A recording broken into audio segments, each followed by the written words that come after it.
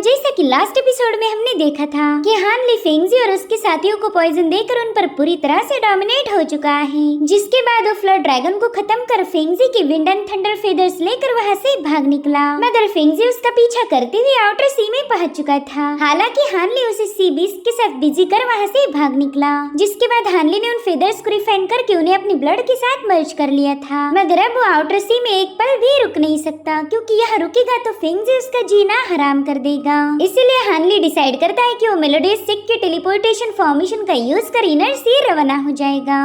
अब आगे तो इस एपिसोड की शुरुआत में हम देख पाते कि हानली ने अपने फेदर्स की पावर्स को जान लिया है। अब तो नेसेंट सोल के इनिशियल स्टेज का बंदा भी हानली को आसानी से कैच नहीं कर पाएगा। तो अब हानली अपनी सुपर फास्ट स्पीड के साथ हवा से बातें करते हुए आगे बढ़ने लगा। उसने रास्ते में न जाने कितने सारे पोर्टल्स ओपन करते हुए एक लंबी दूरी तय कर ली थी, और इस गजब की स्पीड ने तो हानली का दिल जीत लिया। उसके पास अब इस दुनिया का सबसे बेहतरीन ट्रेजर था। अब इन फेदर्स के साथ हानली अपनी स्टाइल मारने में बिजी था कि तभी वो अचानक से काफी ऊंचाई से नीचे पटक जाता है, क्योंकि यहाँ पर उसकी बैटरी खत्म हो गई थी।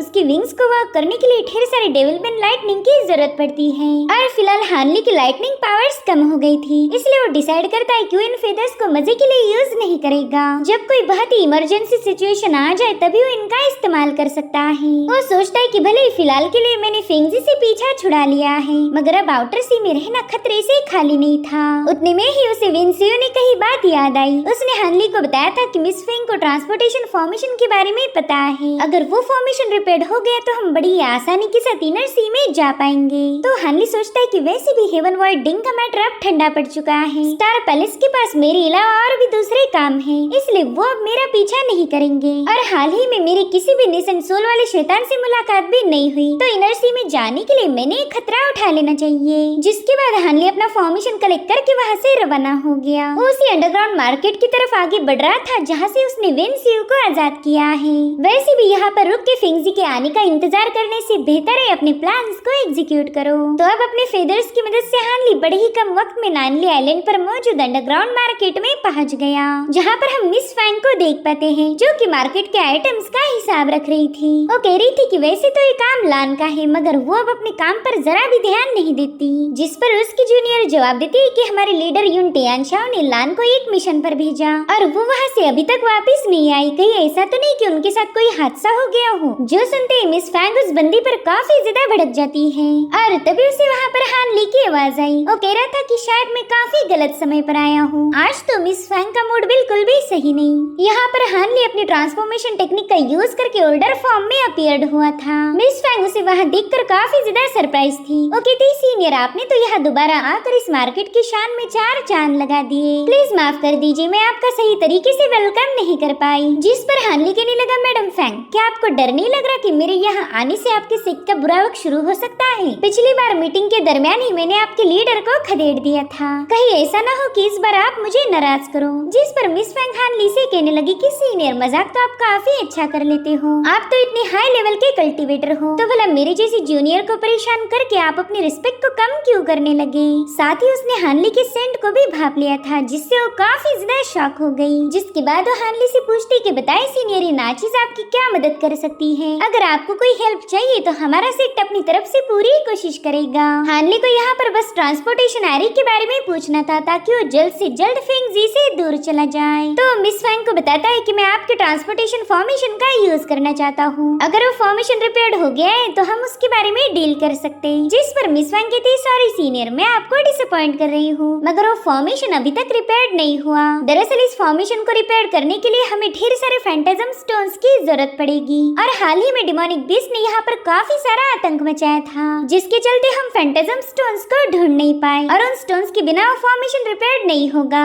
मगर हाँ, उसके जल्दी ही ठीक होने की उम्मीद है। तो हानली उससे पूछता है कितनी जल्दी? जिस पर वो कहती है, सीनियर, वो तो मैं भी आपको ठीक से बता नहीं पाऊंगी, 1 दिन भी लग सकता है या 10 दिन भी। जो सुनकर हानली कह रहा था, चलो फिर इस कन्वर्सेशन को यहीं पर खत्म करते हैं। अब वो उसे गुड बाय बोलकर वहाँ से निकलने ही वाला था कि तभी मिस फैंग कहती, सीनियर क्यों ना आज रात आप यहीं पर आराम करो, आप वैसे भी काफी ज्यादा थके हुए नजर आ रहे, तो आज रात यहाँ पर अच्छी से रेस्ट लेने के बाद कल सुबह आप यहाँ से जा सकते हो। और सरप्राइजिंगली हानली भी इसके लिए तुरंत ही राजी हो गया। वो कह रहा था ठीक है, आज की रात मैं यहीं पर रेस्ट करूंगा, लेकिन मैं सुबह जल्दी से यहाँ से रवाना होने वाला हूँ। जो सुनते ही मिस फैंग ने अपने एक सर्वेंट को उनके सबसे बेस्ट वाले गेस्ट रूम में हानली को ले जाने का हुक्म दिया। अब हानली के वहाँ से जाते ही उसकी जूनियर मिस फैंग से पूछने लगी कि इस बंदे को आपने यहाँ पर रुकने की इजाजत क्यों दी? पिछली बार इसने हमारे मास्टर यून टियानशाओ को सबके सामने घायल करके जलील किया था। मेरे ख्याल से हमने उस बंदे को यहाँ से निकाल देना चाहिए। जो सुनते ही मिस फैंग उस बंदी पर गुस्सा हो गई। वो कह रही थी कि तुम्हारी इतनी हिम्मत कैसे हुई कि तुम उन सीनियर का अपमान करो? वो बंदा हद से ज्यादा पावरफुल है, इसलिए मैं उसके साथ दोस्ती करना चाहती हूँ और मेरे ख्याल से तुम्हें इससे कोई दिक्कत नहीं होनी चाहिए। इधर हानली अपने रूम में आते ही उस पूरे रूम को फॉर्मेशंस लगाकर प्रोटेक्ट कर दिया। इतना ही नहीं, वो वहाँ पर किसी नेसेंट सोल कल्टीवेटर की ऑरा को भी महसूस करने की कोशिश करता है, मगर हजारों मीलों की दूरी तक भी उसे कोई कल्टीवेटर की ऑरा महसूस नहीं होती, जिससे हानली थोड़ा सा रिलैक्स हो गया। साथ ही उसे ये भी पता चला कि यून टियानशाओ फिलहाल मार्केट में मौजूद नहीं है और उतने में मिस फैंग उससे मिलने पहुंच गई। वो कह रही थी, सीनियर इतनी रात हो गई, आपने तो मेरे ख्याल से आराम करना चाहिए था। अगर आप जाग रहे हो इसका मतलब आपको पता था कि मैं आपसे मिलने आने वाली हूँ। जिस पर हानली कहता है, मिस फैंग मैं आपके इशारों को समझ गया था और मुझे भी ये जानना है कि आप प्राइवेट में मुझसे क्या बात करना चाहती हो। देखो, मुझे घुमा फिरा कर बात करना बिल्कुल भी पसंद नहीं। अगर तुम्हारा मसला ट्रांसपोर्टेशन फॉर्मेशन के बारे में नहीं है तो फिर मुझे आपकी बातों में कोई दिलचस्पी नहीं। तो मिस फैंग सीधा उसके पास जाकर बैठ गई। वो कहने लगी, ऑफ कोर्स मैं समझती हूँ कि ये फॉर्मेशन आपके लिए कितना ज्यादा इम्पोर्टेंट है।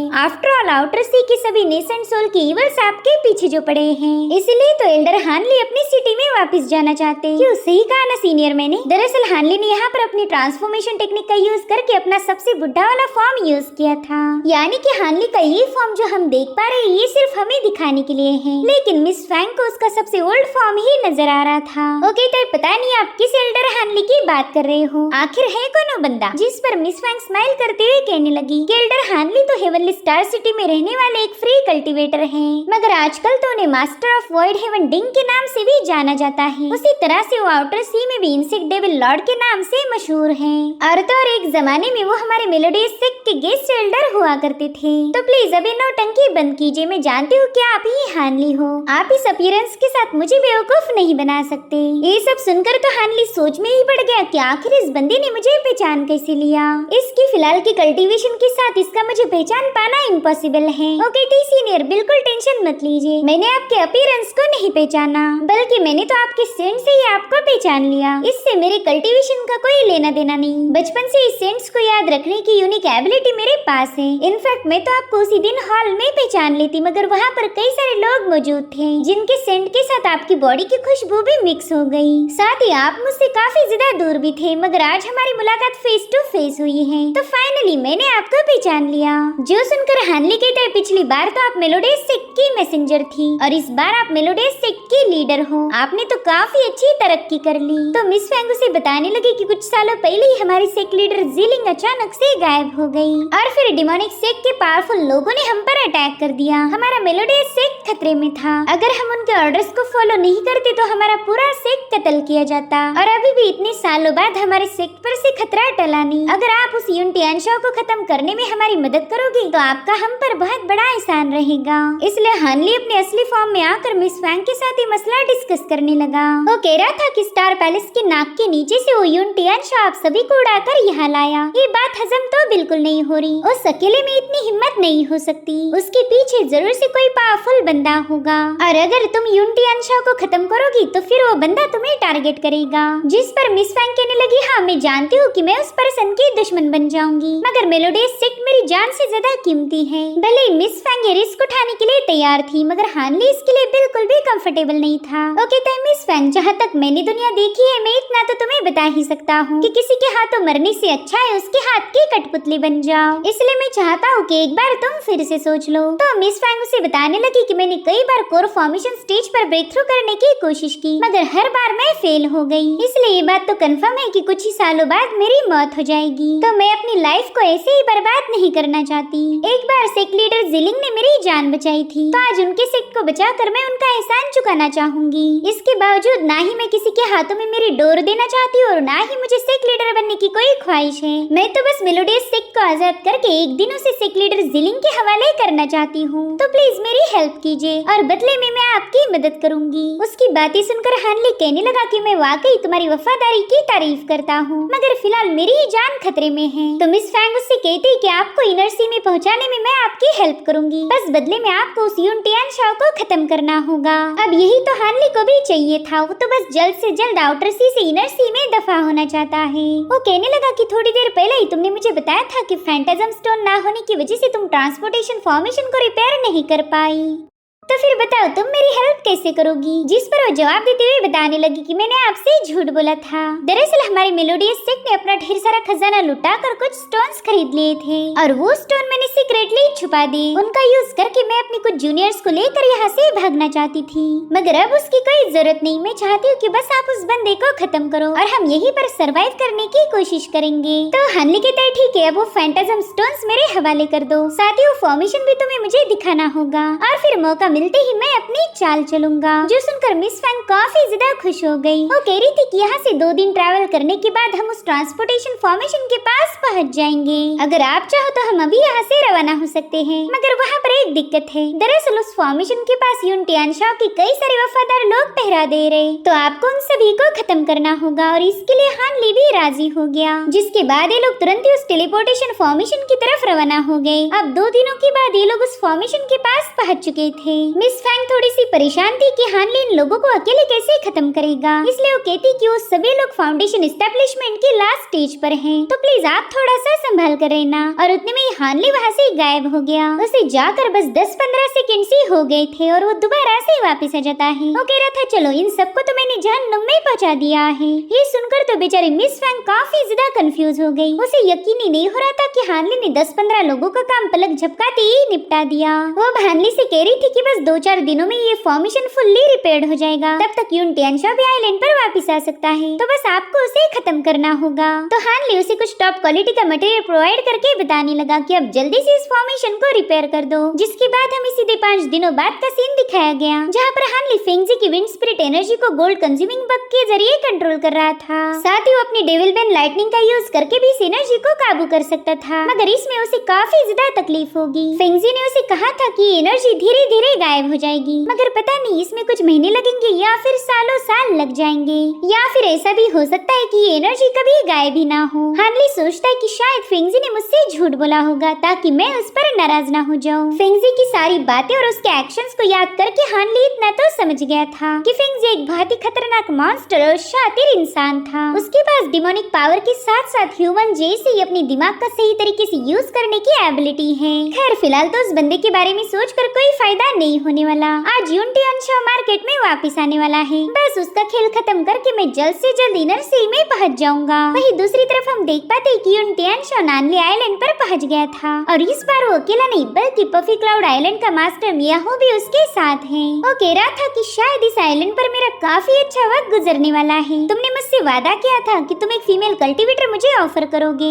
देखो पिछली बार तो उस लड़की के साथ मजे करने का मौका मुझे नहीं मिला, लेकिन इस बार मैं कोई बहाना नहीं सुनने वाला। तुम्हें वो लड़की मेरे हवाले करनी होगी। यहाँ पर ये लोग वेंसियो की बात कर रहे थे जिसे हानली ने ऑलरेडी आजाद किया है। वहीं पर टियानशाओ के तय सीनियर लास्ट टाइम उस मिस फैंग ने अपने डिसाइपल को बचा लिया था, मगर इस बार आप जो लड़की बोलोगे वो आपकी सेवा में हाजिर हो जाएगी। जिसके बाद वो लोग दांत निकालते हुए मार्केट की तरफ रवाना हो गए। वहीं दूसरी तरफ मिस फैंग हानली के पास काफी घबराते हुए पहुँच गई थी। वो कहती सीनियर बहुत बड़ी गड़बड़ी हो गई। यून टियानशाओ यहाँ पर अकेले नहीं आया बल्कि वो अपने साथ मियाओ को भी लेकर आया है। जिस पर हानली कह रहा था हाँ मैंने उस बुढ़े की ऑरा को ऑलरेडी सेंस कर लिया है। हालांकि मिस फैंग काफी ज्यादा घबरा गई थी। वो कहती कि हमने टियानशाओ के सभी चमचों को खत्म कर दिया और बस थोड़ी देर में ये बात उसे पता चल जाएगी। पता नहीं फिर वो क्या हंगामा खड़ा करेगा। मगर हानली एकदम शांत था। वो मिस फैंग से कहता है जरा मुझे बताओ कि इस मियाहो और यून टियानशाओ का रिलेशन कैसा है। अगर मैंने टियानशाओ को खत्म किया तो क्या ये बंदा उसका बदला ले सकता है। जिस पर मिस फैंग बताने लगी कि वो लोग दोस्त तो बिल्कुल नहीं है। वो बुढ़ा तो यहाँ बस फीमेल कल्टीवेटर्स के साथ एंजॉय करने के लिए आता, इसलिए उसे बिजी रखना मेरा काम है। अगर उसे पता चल गया कि हमने टियानशाओ को खत्म किया है तो मैं उसे कोई और डील प्रपोज करूंगी। खुद का फायदा करने के लिए तो बंदा किसी भी हद तक जा सकता है, शायद फिर वो हमारे मैटर में इन्वॉल्व ना हो। जो सुनते ही हानली खुश हो गया। वो कह रहा था चलो फिर काम पर लग जाओ, मैं चाहता हूँ कि तुम यून टियानशाओ को इस कमरे में भेजो। यहाँ आने के बाद वो मदद के लिए पुकारे, इससे पहले ही मैं उसे खत्म कर दूंगा। जिस पर मिस फैंग कहती कि मैं मियाओ को हैंडल करूंगी और आप उसे संभालो। लेकिन हानली के दिल में अभी भी कुछ डाउट्स हैं। वो मिस फैंग से कहने लगा कि कई सारे लोगों को पता है कि मैंने ही वॉइड हेवन डिंग को चुराया था। 10 में से 9 लोग तो उस ट्रेजर के लिए मुझे मारना चाहते। सो अब अगर मैंने टियानशाओ को खत्म किया तो क्या तुम मेरी पहचान एक्सपोज करोगी? क्योंकि अगर तुमने ये बात उस मियाओ को बता दी तो बंदा मुझे खत्म करने की पूरी कोशिश करेगा। जिस पर मिस फैंग कहती सीनियर आप बिल्कुल फिक्र मत कीजिए, आप हमारे मेलोडियस सेक्ट के सेवियर हो, तो मैं उस बंदे को धोखा कैसे दे सकती जिसने मेरे सेक्ट को प्रोटेक्ट किया। मैं ये बात अच्छे से जानती हूँ कि आप मुझ पर जरा भी यकीन नहीं करते, क्योंकि हेवनली स्टार सिटी में जब हमारी पहली बार मुलाकात हुई थी तब मैंने आपसे थोड़ा सा रूड बिहेवियर किया। उस वक्त तो मुझे पता ही नहीं था कि आपने प्राइम स्टार आइलैंड पर हमारी ज़ीलिंग की जान बचाई है। उस वक्त भी मैं बस मेरे सेक्ट के फायदे का सोच रही थी, लेकिन अब मैं जान गई हूँ कि आपके हम पर कितने सारे एहसान हैं। इसलिए पुरानी बातों के लिए मुझे माफ कर दीजिए। मेरा यकीन कीजिए कि मैं आपको कभी धोखा नहीं दूंगी। हानली को भी फील हो गया था कि ये बंदी उसे डिसीव नहीं करने वाली। साथ ही मिस फैंग हानली को कुछ अलोंग दे देती है। वो कह रही थी कि अगर आपकी हमारे लीडर ज़ीलिंग से मुलाकात हो जाए तो ये उनके हवाले कर दीजिए। उन्हें बताना कि मैंने अपना कर्तव्य पूरा किया, मैंने मेलोडियस सेक्ट को बर्बाद होने से बचा लिया है। अब तो मैं बस उनके वापस आने का इंतजार कर रही ताकि वो जल्द से जल्द आकर अपने लीडर की पोजीशन संभाले। तो हानली उन सारी चीजों को कलेक्ट करके मिस फैंग से प्रॉमिस करता है कि वो ये सारी चीजें और उसका पैगाम ज़ीलिंग तक जरूर पहुंचाएगा। इधर हम देख पाते कि मियाओ ढेर सारा खाना ठूस रहा, वहीं पर टियानशाओ उसे मसाज दे रहा था, मगर फिर भी मियाओ जरा भी खुश नहीं होता। वो कहने लगा कि तुम तो अपने मेहमानों का ढंग से स्वागत भी नहीं कर सकते। जिस पर टियानशाओ उसे समझाता है कि सीनियर बस थोड़ा सा और सब्र कीजिए, वो क्या है ना लड़कियां फिलहाल मेकअप करने में बिजी हैं, थोड़ी देर में वो रेडी होकर आपकी सेवा में हाजिर हो जाएगी। और अब हमें आधे घंटे बाद का सीन दिखाया गया जहाँ पर मेलोडियस सेक्ट की लड़कियां मियाओ के लिए खूबसूरत सा डांस कर रही थी। उनके ठुमके देखते ही उस बुढ़े का दिल तो गार्डन गार्डन हो गया था। टियानशाओ कहता है कि सीनियर ये डांस खत्म होती ही ये सारी लड़कियां मैं आपके कमरे में भेज दूंगा ताकि आप जी खोल के मजे कर पाओ। उतने में ही मिस फैंग वहाँ पर पहुँच गई। उसे वहाँ देखते ही मियाओ तुरंत ही अपना मुंह साफ करने लगा। वेलिंग जनाब के लव लिस्ट में मिस फैंग का नाम भी शामिल है। वहीं पर मिस फैंग यून टियानशाओ को बताने लगी कि आज हमारे यहाँ पर एक फ्री कल्टीवेटर आया है, वो चाहता है कि हम उससे फैंटाजम स्टोन्स की बैच खरीद ले। फैंटाजम स्टोन का नाम सुनते ही यून टियानशाओ काफी ज्यादा एक्साइटेड हो गया। मिस फैंग बता रही थी कि उस बंदे से तो मैं डील क्रैक नहीं कर पाई, इसलिए मैं चाहती हूँ कि आप खुद ही उससे बात कर लो। जो सुनते ही टियानशाओ उस बंदे से मिलने के लिए रेडी हो गया। वहीं पर मिस फैंग मियाओ को थोड़ा सा और ललचा रही थी ताकि ये जनाब बस लड़कियों की डांस देखने में बिजी रहे। साथ ही साथ वो अपने डिसाइपल्स को बताने लगी कि मियाओ सेज काफी ज्यादा पावरफुल है, इन्हें एंटरटेन करने में जरा भी कसर बाकी मत रखना। अब मिस फैंग यून टियानशाओ को लेकर हानली के रूम की तरफ रवाना हो गई। उनके वहाँ से जाते ही मियाओ सीधे लड़कियों के पास चला गया। इन लड़कियों के साथ डांस करके उसे ऐसा लग रहा था कि वो दोबारा से जवान हो चुका है। इधर मिस फैंग टियानशाओ को हानली के रूम के पास छोड़कर वहाँ से चली गई। टियानशाओ को लग रहा था कि मिस फैंग अब मियाओ के साथ टाइम पास करेगी और इससे उसे काफी ज्यादा जेलसी फील होती है। इधर टियानशाओ भी हानली के रूम में दाखिल हो गया। हानली तो उसकी तरफ पीठ करके बैठा हुआ था। तभी टियानशाओ कहता है शायद आप ही फैंटाजम स्टोन की डील करने आए हो। तभी हानली अपनी वाइन की प्याली खाली करते हुए उससे कहने लगा कि मेरे दोस्त टियानशाओ, मुझे लगा नहीं था कि तुम इतनी जल्दी मुझे भूल जाओगे। हानली को देखते ही टियानशाओ की फट गई थी, इसलिए वो डर के मारे वहाँ से भागने की कोशिश करता है, मगर वो उतनी ही तेजी से एक बार फिर से रूम में आकर पटक गया था। वेल ये काम हानली के गोल्ड बक्स वाले आर्मर ने किया था। साथ ही साथ हानली ने अब उसे अपनी कॉपर रिंग्स में ट्रैप कर लिया, जिसके चलते वो अपनी पावर्स का यूज नहीं कर पाएगा। ये सब देखकर तो टियानशाओ घबराते हुए मियाओ का नाम लेकर जोर जोर से चिल्लाने लगा कि प्लीज यहाँ आकर मेरी जान बचा लीजिए। तभी हानली उससे कहता है कि वो बेवजह गला फाड़ने का कोई फायदा नहीं होगा, कोई तुम्हें रेस्क्यू करने नहीं आने वाला, क्योंकि मैंने ऑलरेडी यहाँ पर साउंड प्रूफ कर्स सेटअप किया है। जो सुनकर टियानशाओ कहने लगा सीनियर लास्ट टाइम ही मैंने आपके पावर्स को आजमाया था, वो बहुत ही ज्यादा भयानक है, इसलिए प्लीज मुझ पर थोड़ा सा रहम कीजिए। अगर आप मुझे जिंदा छोड़ दोगे तो मैं मेरा सारा ट्रेजर आपके हवाले कर सकता हूँ। मगर हानली हानली उसकी एक नहीं सुनता, उसने तो अपने पावर्स को भी एक्टिवेट कर लिया था, जो देखकर टियानशाओ कहता है कि अगर तुमने मुझ पर रहम नहीं किया तो मैं भी तुम्हें आसानी से नहीं छोड़ूंगा। मैंने भी अपनी जिंदगी के कई साल कल्टीवेशन करने में गुजार दिए हैं, इसलिए मुझे लूजर समझने की गलती मत करना। उसका एटीट्यूड देखकर तो हानली ने सीधे उसकी गोल्डन कोर पर ही हमला कर दिया। बस 1 सेकंड के अंदर ही हानली की गोल्डन बग से बने हुए स्पीयर ने उसकी कोर को डिस्ट्रॉय कर दिया था, जिससे यून टियानशाओ का किस्सा वहीं पर खत्म हो गया। अब हानली जैसे अपने कॉपर रिंग्स को समन करता है, वहाँ पर सेज मियाओ पहुँच गया। हानली को पता था कि ये बंदा उस पर हमला करने वाला है, इसलिए सबसे पहला अटैक हानली ने ही उस पर कर दिया। वो अपनी लाइटनिंग सोर्ड सीधे उस पर रिलीज कर देता है, लेकिन मियाओ अपनी मेस को रिलीज करते हुए हानली के साथ साथ उसकी लाइटनिंग सोर्ड को भी पीछे पुश कर देता है। उसका एक ही ब्लो इतना ज्यादा पावरफुल था कि हानली कई सारे दरवाजों को तोड़ते हुए सीधे मेन हॉल में पहुंच गया, मगर आखिरकार उसने मियाओ के अटैक को डिस्ट्रॉय कर दिया था। वहीं पर मियाओ अपने मेस को चेक करते हुए हानली से कहने लगा कि तुम तो एक कोर फॉर्मेशन वाले कल्टीवेटर हो, मुझे उम्मीद नहीं थी कि तुम्हारे पास ऐसा स्पेशल एंशिएंट ट्रेजर होगा।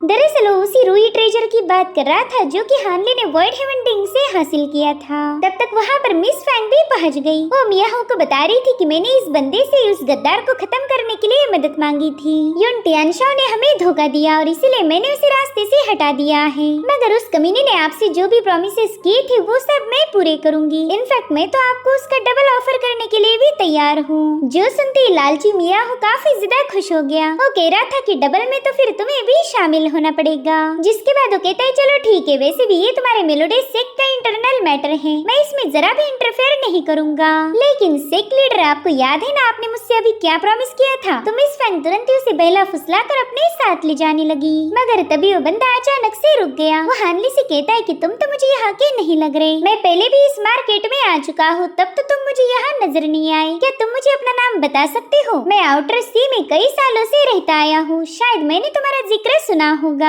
देखो तुम काफी ज्यादा पावरफुल हो, तो अगर तुम चाहो तो मेरे पफी क्लाउड सेक्ट को ज्वाइन कर सकते हो। जो सुनते ही हानली उसे ग्रीट करके अपने वही डायलॉग मारने वाला था कि वो पावरफुल नहीं बस लकी है, मगर उतने में उसकी बॉडी में मौजूद विंड स्पिरिट एनर्जी एक्टिवेट हो गई। इतनी देर तक हानली ने उसे अपने गोल्डन बक्स का यूज करके जकड़ के रखा था, मगर फिर भी वो एनर्जी उसे काफी ज्यादा तकलीफ देने लगी और उतने में ही हानली अपने असली फॉर्म में आ जाता है, क्योंकि उसकी ट्रांसफॉर्मेशन टेक्निक अचानक से इनवैलिड हो गई थी। मियाओ तो ये देखकर काफी ज्यादा सरप्राइज्ड हो गया। वो कहता है बाप रे बाप, तुम तो एब्सोल्यूट डार्कनेस आइलैंड के पैट्रियार्क जुआनगू हो। जो सुनकर अब शॉक होने की बारी हानली की थी, क्योंकि ये बंदा उसे हानली ना समझकर जुआन समझ रहा था। वो कहता है हाँ तुम ही जुआनगू हो और तुम्ही ने वॉइड हेवन रिंग चुराई थी। जो सुनते ही हानली अपने थंडर फेदर्स को एक्टिवेट करके वहाँ से रवाना हो गया, तो मियाओ भी उसे फॉलो करने लगता है। इधर मिस फैंग दुआ कर रही थी कि हानली इस बंदे के हाथ ना लगे। इधर हानली काफी तेजी से आगे बढ़ता है, मगर मियाओ नेसेंट सोल स्टेज का कल्टीवेटर था, जिसके चलते वो बड़ी ही आसानी से हानली को चेस करने लगा। हानली को तो इस बात पर हंसी आ रही थी कि ये बंदा उसे महान जुआन समझने की भूल कर बैठा।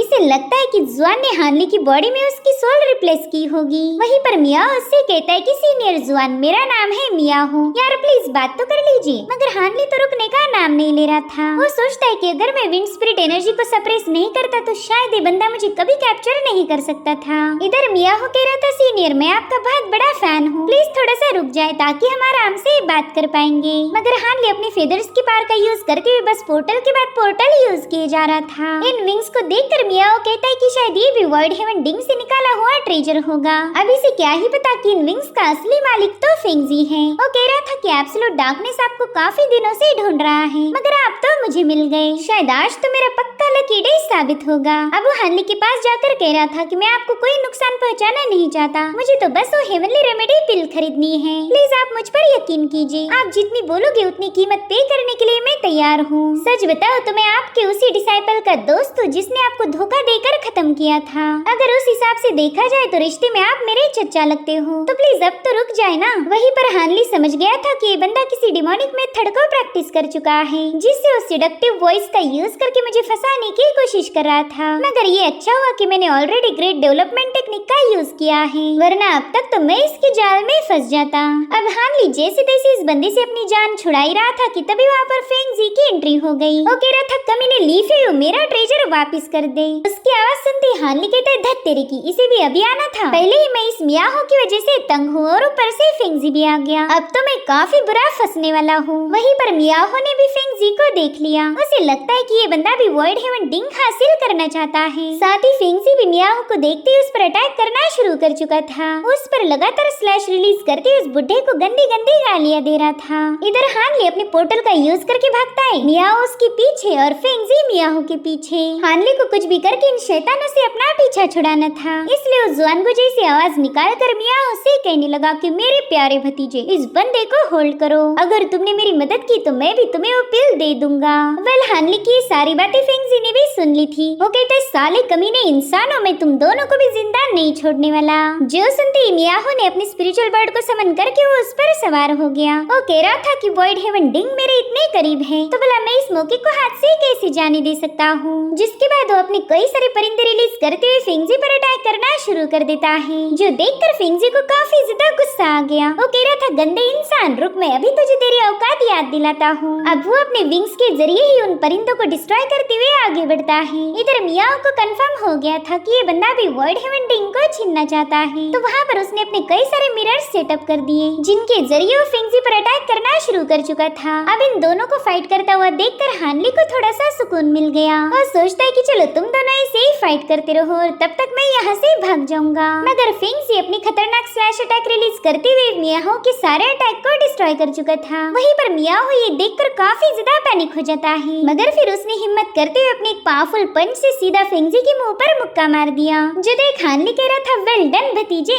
I am so proud of you. मेरा एब्सोल्यूट डार्कनेस आइलैंड तुम्हारी इस एहसान को हमेशा याद रखेगा। वहीं पर मियाओ कह रहा था, चच्चा रुक तो जाओ, प्लीज मेरा ट्रेजर दे दो। मगर उतने में फेंगजी ने उस पर हमले करना शुरू कर दिए। उसने वहाँ पर बहुत बड़ा टोर्नेडो क्रिएट कर दिया था, जिसमें मियाओ बुरी तरह से फंस गया। इसलिए वो भी फेंगजी पर काउंटर अटैक करने के लिए अपने लाखों करोड़ों इवल बर्ड्स को समन कर चुका था। लेकिन फेंगजी एक सैवेज मॉन्स्टर है, भला उस पर इन अटैक का क्या ही असर होने वाला था। और गुस्से में मियाओ से कहता है कि पहला तो मैं तुम्हें मारना नहीं चाहता था, लेकिन तुम मेरे रास्ते में आई, इसलिए अब मरने के लिए तैयार हो जाओ। इधर मियाओ कहता है, प्लीज प्लीज प्लीज रुक जाए, शायद आपको ये लग रहा है कि मैं उस बंदे का दोस्त हूँ, मगर ऐसा कुछ भी नहीं, आपको जरूर से कोई मिसअंडरस्टैंडिंग हो गई। मगर फेंगजी अपनी बहुत ही खतरनाक विंड वेव रिलीज करते हुए मियाओ को काफी दूर पटक चुका था। खैर वो मियाओ पर बिल्कुल वक्त जाया नहीं करना चाहता था, इसलिए उसे छोड़ के सीधा हानली के पीछे लग गया। वहीं पर मियाओ देखता है कि उसका प्यारा मिरर फेंगजी ने तोड़ दिया, इसलिए वो भी गुस्सा होकर उसे फॉलो करने लगा। इधर हानली इन दोनों की फाइट्स का फायदा उठाते हुए अपने फेदर की मदद से उसी केव के पास पहुंच गया, जहां पर मिस फैंग ने बताया हुआ टेलीपोर्टेशन फॉर्मेशन है। तो हानली ने वहां जाते ही पहला तो अपने फ्लैग्स सेटअप कर दिए, जिसके बाद वहां की चट्टान में छुपा कर रखे हुए फैंटाजम स्टोन्स को बाहर निकाल लेता है। दरअसल ये स्टोन मिस फैंग ने यहाँ पर रखे थे और उसी ने हानली को इनका लोकेशन बताया। अब हानली जल्दी से अपनी पावर्स का यूज करते हुए इस डायस को एक्टिवेट कर देता है, जिससे वो फॉर्मेशन अपनी स्ट्रॉन्ग एनर्जी के साथ स्पिन होने लगा। साथ ही वहाँ से बहुत ही स्ट्रॉन्ग स्पिरिचुअल एनर्जी रिलीज हो रही थी, जिसे देखते ही फेंगजी वहाँ पर आ जाता है। वो कह रहा था, कमीने, मेरे wind and thunder wings use करने की तेरी हिम्मत कैसे हुई। हानली तो उसे वहाँ देखकर काफी ज्यादा पैनिक हो गया, मगर अब डरने का वक्त बिल्कुल नहीं था। इधर फेंगजी भी अपनी डिमोनिक क्लॉक को रिलीज करते हुए उस पर अटैक कर देता है। हालांकि तब तक फॉर्मेशन पूरी तरह से एक्टिवेट हो गया था, जिसमें फ्लाई करते हुए हानली फेंगजी के पास पहुंच जाता है। वो कह रहा था, गुड बाय सीनियर, अब दोबारा कभी मत मिलना। वेल, हानली हमेशा अपने दुश्मनों के साथ ऐसे ही अलविदा लेता है। उसने अपनी पहली दुनिया में वांगचान को भी इसी अंदाज में गुड बाय बोला था, मगर ये फेंगजी है, उसने तुरंत ही हानली का पांव पकड़ लिया। हालांकि टेलीपोर्टेशन फॉर्मेशन की एनर्जी उसे तकलीफ पहुंचा रही थी, लेकिन तब भी वो बंदा हानली को छोड़ने के लिए तैयार नहीं था। तो हानली जैसे तैसे उस पर हमला करके सीधे वहाँ से टेलीपोर्ट हो गया। फेंगजी तो उसे जाता हुआ देखकर इतना ज्यादा भड़क गया था कि क्या ही बताऊं। उसे यकीन ही नहीं हो रहा था कि उसके दुश्मन ने उसे इतनी आसानी से शिकस्त दे दी, मगर अब फ्रस्ट्रेट होने के अलावा और कोई ऑप्शन उसके पास बचा ही नहीं था, जिसके चलते वो अपने ह्यूमन फॉर्म में आ जाता है। उसका हाथ पूरी तरह से बर्न हो गया था। वो अपने फेदर से निकलने वाली ऑरा को देखकर कहने लगा कि ये विंड है और यहीं पर थंडर भी है, तो अब मैं इन्हें यूज कर पाऊंगा। यहाँ पर हमें महसूस होता है कि फेंगजी का दिमाग पूरी तरह से डिस्टर्ब हो चुका है। जिस ट्रेजर को हासिल करने के लिए उसने कई साल रिसर्च किया, काफी सारी मेहनत की और प्लान्स बनाए, मगर एकदम आखिरी पल पर आने के बाद वो ट्रेजर किसी और का हो गया। इतना ही नहीं, अब तो उसके फेदर ड्रेस के डीमन भी मर चुके हैं। फेंगजी रोते हुए कह रहा था कि मेरा सबसे स्पेशल ट्रेजर मेरे फेदर्स जा चुके हैं, अब मेरे पास कुछ भी नहीं बचा। तब तक मियाहो भी वहाँ पर पहुँच गया। वो कहता है अरे यार मेरी वॉइड हेवनटिंग भी चली गई। अब उसे वहाँ देखकर फिंजी कहता है अरे हाँ याद आया, तुम भी उस धोखेबाज के साथ थे ना, तुमने उसे यहाँ से भागने में मदद की थी। जिस पर मियाओ कहते हैं अरे नहीं जनाब, वो बंदा तो बकवास कर रहा था, दरअसल मैं भी उससे एक ट्रेजर हासिल करना चाहता था। जो सुनते ही फिंजी कह रहा था कि ट्रेजर इस वर्ड से भी अब मुझे नफरत हो चुकी है, इसलिए कमीने अब तो भाड़ में जा। जिसके बाद हमें फिंजी के अटैक से वो पूरी के कोलैप्स होते हुए नजर आती है। साथ ही वहाँ पर हमें मियाओ की चीखें भी सुनाई देने लगी। वो कह रहा था सीनियर प्लीज मेरा यकीन कीजिए, मैं आपका दुश्मन बिल्कुल नहीं हूँ। मगर फिंजी ने उसे खत्म कर दिया। उसने भले ही मियाहो की बॉडी पूरी तरह से डिस्ट्रॉय कर दी थी, मगर उसकी नेसेंट सोल वहाँ से भागने में कामयाब हो गई। साथ ही हमें बताया जाता है कि फ्लड ड्रैगन की रेस ने कई सालों तक आउटर सी में पहरा दिया ताकि वो हानली को कैप्चर कर पाए, क्योंकि हानली ने उनके सीनियर फ्लड ड्रैगन की जान ली थी। मगर हानली उनके हाथ नहीं लगा, इसलिए फ्लड ड्रैगन्स ने इंसानों पर ही हमले करना शुरू कर दिए थे। इतना ही नहीं, जो कई सारे नेसेंट सोल के कल्टीवेटर्स हजारों सालों से आउटर सी में रहते आए थे, वो भी इन ड्रैगन्स के हाथों बुरी तरह से घायल हो गए। दरअसल हाई रैंकिंग वाले बीस्ट इंसानों को लीफियो की ड्राइंग दिखाकर पूछा करते थे कि क्या तुम इस बंदे को जानते हो, तो वो कहती थी ना हमने तो इसे नहीं देखा। अब जवाब में ना मिलते ही उन्हें खत्म किया जाता। भले लीफियो को किसी ने देखा नहीं था, मगर अब वो लोगों के लिए एक दुश्मन बन चुका है। जो लोग पावरलेस थे और डीमंस पर अटैक नहीं कर सकते थे, उन्होंने लीफियो को ही टारगेट करना शुरू कर दिया। न जाने कितने ही लोग इस लीफियो को बद्दुआ देने लगे। तो इस तरह से हानली ने अपने पुराने दोस्त का नाम पूरी तरह से मिट्टी में मिला दिया। लोग उसे कर्ज करने लगे कि ये बंदा बुरी मौत मारा जाए। पूरे आउटर सी में रहने वाली ह्यूमन रेस के दिल में हानली के लिए नफरत थी। बस गॉन्ग सुन के ये बंदी तो हर वक्त हानली के लिए प्रे करती है। हम वेन टियानरेन को देख पाते हैं। गाइस कुछ सालों पहले ही हानली से इसकी मुलाकात हुई थी। ये बंदा सिक्स पाथ के सेंट का सक्सेसर है, यानी उसकी पोजीशन का वारिस। वेल इसने किसी इवल मैजिक आर्ट को प्रैक्टिस किया था और तभी वहाँ पर एक बहुत ही भयानक डीमन आ जाता है, जिसे देखकर वेन टियानरेन जोर जोर से हंसने लगा और तभी उसे उसके मास्टर की आवाज आती है। वो कह रहा था वेल डन, तुमने सबसे चालाक ब्लैक डीमन को समन किया है। फिलहाल तो ये उसकी विजुअल इमेज है, यानी कि मेन ब्लैक डीमन को समन करना अभी भी बाकी है। हालांकि तुमने अपने बेसिक टेक्निक को काफी अच्छे से मास्टर किया, अब तुमने जल्द से जल्द नेसेंट सोल लेवल पर एडवांस करने की कोशिश शुरू कर देनी चाहिए।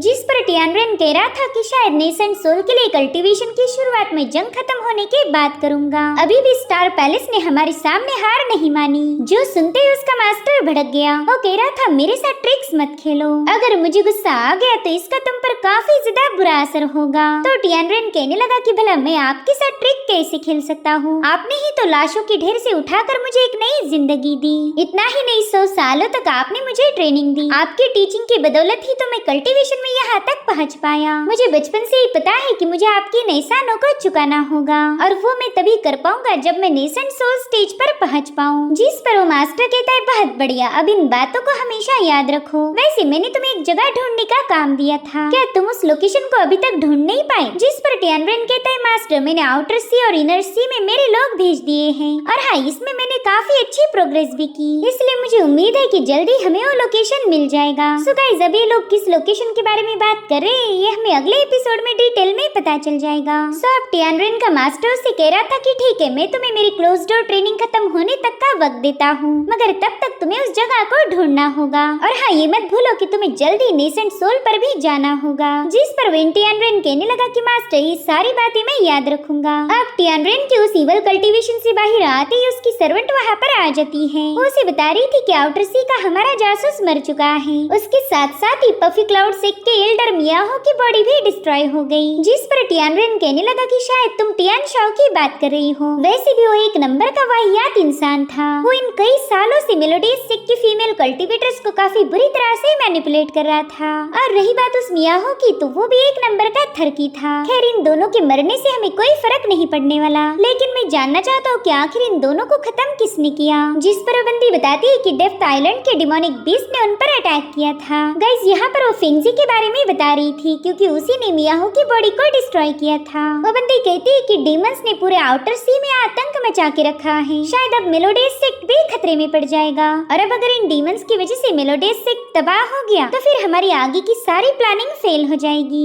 जिस पर टियानरेन कहने लगा कि तुम तो कुछ ज्यादा ही सोच रही हो, चलो फिलहाल मैं तुम्हें सैर पर ले जाऊंगा, जाओ जल्दी से जाकर मेरी कैरेज को तैयार करो। वही दूसरी तरफ हानली फेंगजी को चकमा देकर ट्रांसपोर्टेशन एरिक की मदद से काफी दूर पहुंच गया था। यहाँ आते ही उसने ट्रांसफॉर्मेशन टेक्निक का यूज करते हुए अपने ओल्डर फॉर्म को एक्टिवेट कर लिया, यानी कि जो भी लोग उसकी तरफ देखेंगे वो उन्हें एक बूढ़ा कल्टीवेटर नजर आएगा। साथ ही साथ वो देख पा रहा था कि वहाँ पर कुछ और लोग भी टेलीपोर्ट हुए थे। वो एल्डर डिंग नाम के बंदे से पूछने लगे कि सब लोग यहाँ पर आ चुके हैं, तो बताए फिर हमारा क्या मिशन है। लेकिन एल्डर डिंग हानली को देखकर थोड़ा सा कंफ्यूज था। वो कहने लगा कि मैं तो तुम्हें जानता भी नहीं, क्या तुम स्टारफॉल कोलिशन के मेंबर हो। इधर हानली सोच रहा था कि मेरे पास वेन टियानरेन का दिया हुआ टोकन है, शायद वो टोकन दिखाकर मैं इसे उल्लू बना सकता हूँ। हालांकि ये लोग मुझे थोड़े से टेढ़े लग रहे, लेकिन कोई ना, अगर ये मुझसे पंगे लेंगे तो मैं सीधे इन्हें जहन्नुम में पहुंचा दूंगा। और फिर वो वेन टियानरेन का दिया हुआ टोकन उस बुड्ढे को शो करता है, जो देख एल्डर डिंग कहने लगा कि अरे ये तो सिक्स पाथ के यंग मास्टर का टोकन है, प्लीज मुझे माफ कर दीजिए, मैंने आपसे काफी रूडली बात की थी। खैर मेरा नाम है एल्डर डिंग, क्या मैं आपका नाम जान सकता हूँ। मगर तभी एक दूसरा बंदा कहने लगा कि यहाँ पर गप्पे मारने के लिए हमारे पास वक्त नहीं है, ये एक रिमोट आइलैंड है, यहाँ पर ऐसे तो कोई घुस नहीं सकता, जरूर से ये बंदा हमारी टीम का ही हिस्सा होगा, इसलिए हमें बस इतना बता दो कि हम यहाँ पर इकट्ठा क्यों हुए। आखिर वो बंदा है कौन जिसे ब्लैक सन सेक्ट के लोग एग्जीक्यूट करना चाहते। हानली को भी ये ब्लैक सन सेक्ट का नाम थोड़ा सा जाना पहचाना फील हो रहा था। और तभी एल्डर डिंग इन सबको युवान याओ की फोटो शो करता है। वो कह रहा था कि यही वो नागिन है जिसे हमें कैप्चर करने का ऑर्डर मिला है। दरअसल कुछ सालों पहले हमारे यंग मास्टर को इस बेसहारा लड़की पर दया आ गई, तो उन्होंने इसे अपनी मिस्ट्रेस बना लिया था ताकि उनके साए में महफूज रह पाए। मगर इस कमीनी लड़की ने हमारे यंग मास्टर की दया और रहमदिली के बदले उन्हें धोखा दिया। इसने अपने दोस्त के साथ मिलकर हमारे यंग मास्टर को बुरी तरह से घायल कर हमारे सेक्ट का ढेर सारा कीमती ट्रेजर चुरा लिया। ये लड़की कई सालों से छुप कर बैठी हुई थी, मगर हाल ही में हमारे सेक्ट ने इसे ट्रैक डाउन किया, साथ ही इसके एग्जीक्यूशन का फरमान भी जारी किया है। तो मैं आप सभी से रिक्वेस्ट करता हूँ कि इस धोखेबाज लड़की को कैप्चर करने में मेरी हेल्प कीजिए, चाहे फिर इसे पकड़ना कितना भी मुश्किल क्यों ना हो। अगर हमने मिलकर इसे कैप्चर कर लिया तो हमारा ब्लैक सन सेक्ट आपको बेहतरीन रिवॉर्ड्स देगा।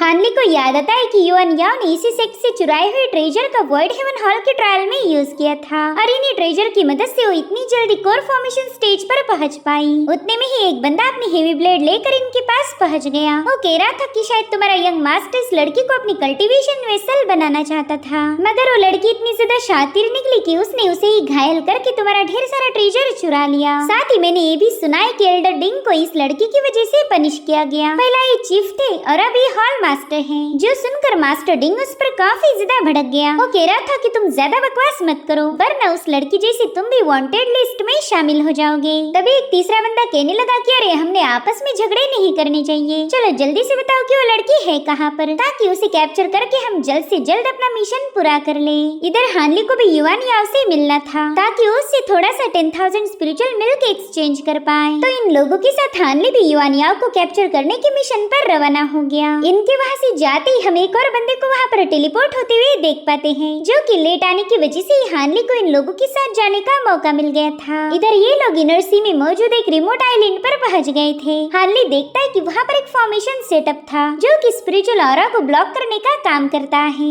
और इस फॉर्मेशन टाइप को डिंग ने भी पहचान लिया। तो जल्दी से अपने मिरर्स को समन करके वहाँ मौजूद फॉर्मेशन को ब्रेक कर देता है, और उतने में वहाँ पर युवान याओ की एंट्री हो गई। यहाँ हमें युवान याओ का पर्सपेक्टिव दिखाया जाता है, जिसमें हानली उसके ओल्ड फॉर्म में था, यानी कि युवान याओ इसे बिल्कुल भी पहचान नहीं पाएगी। तभी युवान याओ इन चारों से कहने लगी कि आप लोग बिना मुझे इन्फॉर्म किए यहाँ पर कैसे घुस गए। अगर आपको मेरे फॉर्मेशन से इंजुरीज होती तो मुझे बहुत बुरा लगता। तभी इनमें से एक बंदा कह रहा था कि वाह, ये लड़की तो बहुत ही ज्यादा खूबसूरत है, इसे देखकर ये बता सकता हूँ कि क्यों तुम्हारा यंग मास्टर इसके जाल में फंसा होगा। जिस पर वो दूसरा बंदा कह रहा था, हाँ यार, वैसे तो मैं लड़कियाँ ज्यादा पसंद नहीं करता, मगर इस बंदी को रेजिस्ट करना तो मेरे लिए भी मुश्किल हो जाएगा। और उतने में युवान याओ ने एल्डर डिंग को ग्रीट करते ही उस पर अटैक कर दिया, मगर डिंग ने उसे समय रहते ही डिस्ट्रॉय कर दिया था। वो कहने लगा कि तुम हमेशा ब्लैक फायर थंडर का ही यूज करती हो, क्या तुम्हारे पास कोई और नई मूव नहीं है। हालांकि युवान याओ इसके मुंह नहीं लगना चाहती थी, इसलिए उसने जल्दी से वहाँ पर एक स्मोक का ब्लास्ट करते हुए वो भाग निकली।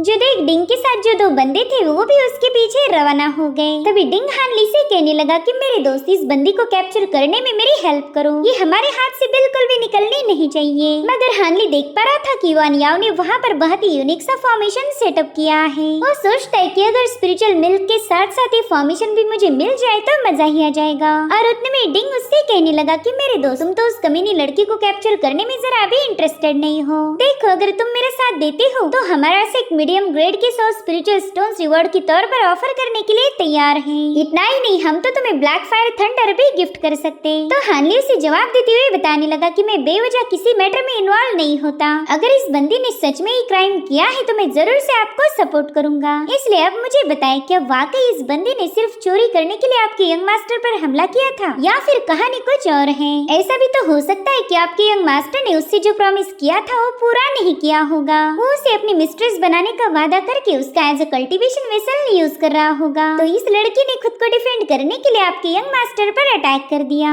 जिस पर एल्डर डिंग हंसते हुए कहने लगा कि अगर ये सच भी हो तो इससे क्या ही फर्क पड़ेगा। वो लड़की एक अच्छे ओरिजिन से बिलोंग करती थी, मगर उसकी कल्टीवेशन लेवल उतनी हाई नहीं थी। तो अगर हमारे यंग मास्टर उसे as a cultivation vessel use भी करते तो भी इस बंदी ने उसे अपना ऑनर समझकर कबूल करना चाहिए था। लेकिन इसके जैसी फालतू गुलाम बगावत पर उतर आई। इसलिए ऐसे गुलामों को खत्म करके हमारी ग्रेट फैमिली की शान बरकरार रखना जरूरी है।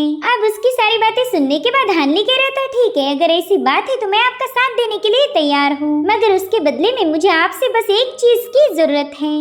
जिस पर डिंग कह रहा था, बता तुम्हें क्या चाहिए? तो हानली सिर्फ उसके पास से गुजर गया। उसने इतने रैपिडली डिंग के गले पर वार किया था कि डिंग को कुछ भी समझ नहीं आया। हानली कह रहा था, मुझे तेरा सिर चाहिए। और फिर हम देखते हैं कि थोड़ी देर में डिंग की मुंडी समंदर में गिर चुकी है। वाकई ये सीन काफी ज्यादा कूल था। अब हानली उसकी स्टोरेज बैग कलेक्ट करके सीधे उस फॉर्मेशन में एंटर करता है। इधर वो दोनों कल्टीवेटर्स युआन याओ पर कई सारे हमले किए जा रहे थे, जिन्हें डॉज करते हुए वो बड़ी ही तेजी से आगे बढ़ने लगी। ये दोनों उसे कैप्चर करने की पूरी कोशिश कर रहे थे, मगर युआन याओ अपने हैमर की मदद से उन दोनों पर भारी पड़ गई थी। तब तक हानली भी वहाँ पर पहुँच गया। वो बंदे उससे कह रहे थे कि तुम तो एकदम सही टाइम पर आए हो, ये लड़की तो बिल्कुल हमारे हाथ नहीं लग रही। अब इसे कैप्चर करना तो दूर, हमें सीधे इसे खत्म करना होगा। जिसके बाद वो हानली से पूछते है कि बताओ एल्डर डिंग कहाँ पर है? वो तो तुम्हारे साथ ही थे ना? तो हानली उनसे पूछता है कि क्या तुम्हें एल्डर डिंग से मिलना है? चलो कोई नहीं, थोड़ी देर में तुम उसके पास पहुँच जाओगे। और फिर हानली अपनी लाइटनिंग सोर्ड से उन पर अटैक करना शुरू कर चुका था, मगर वो लोग अपने मैजिकल ट्रेजर का यूज करके खुद को प्रोटेक्ट करने लगे,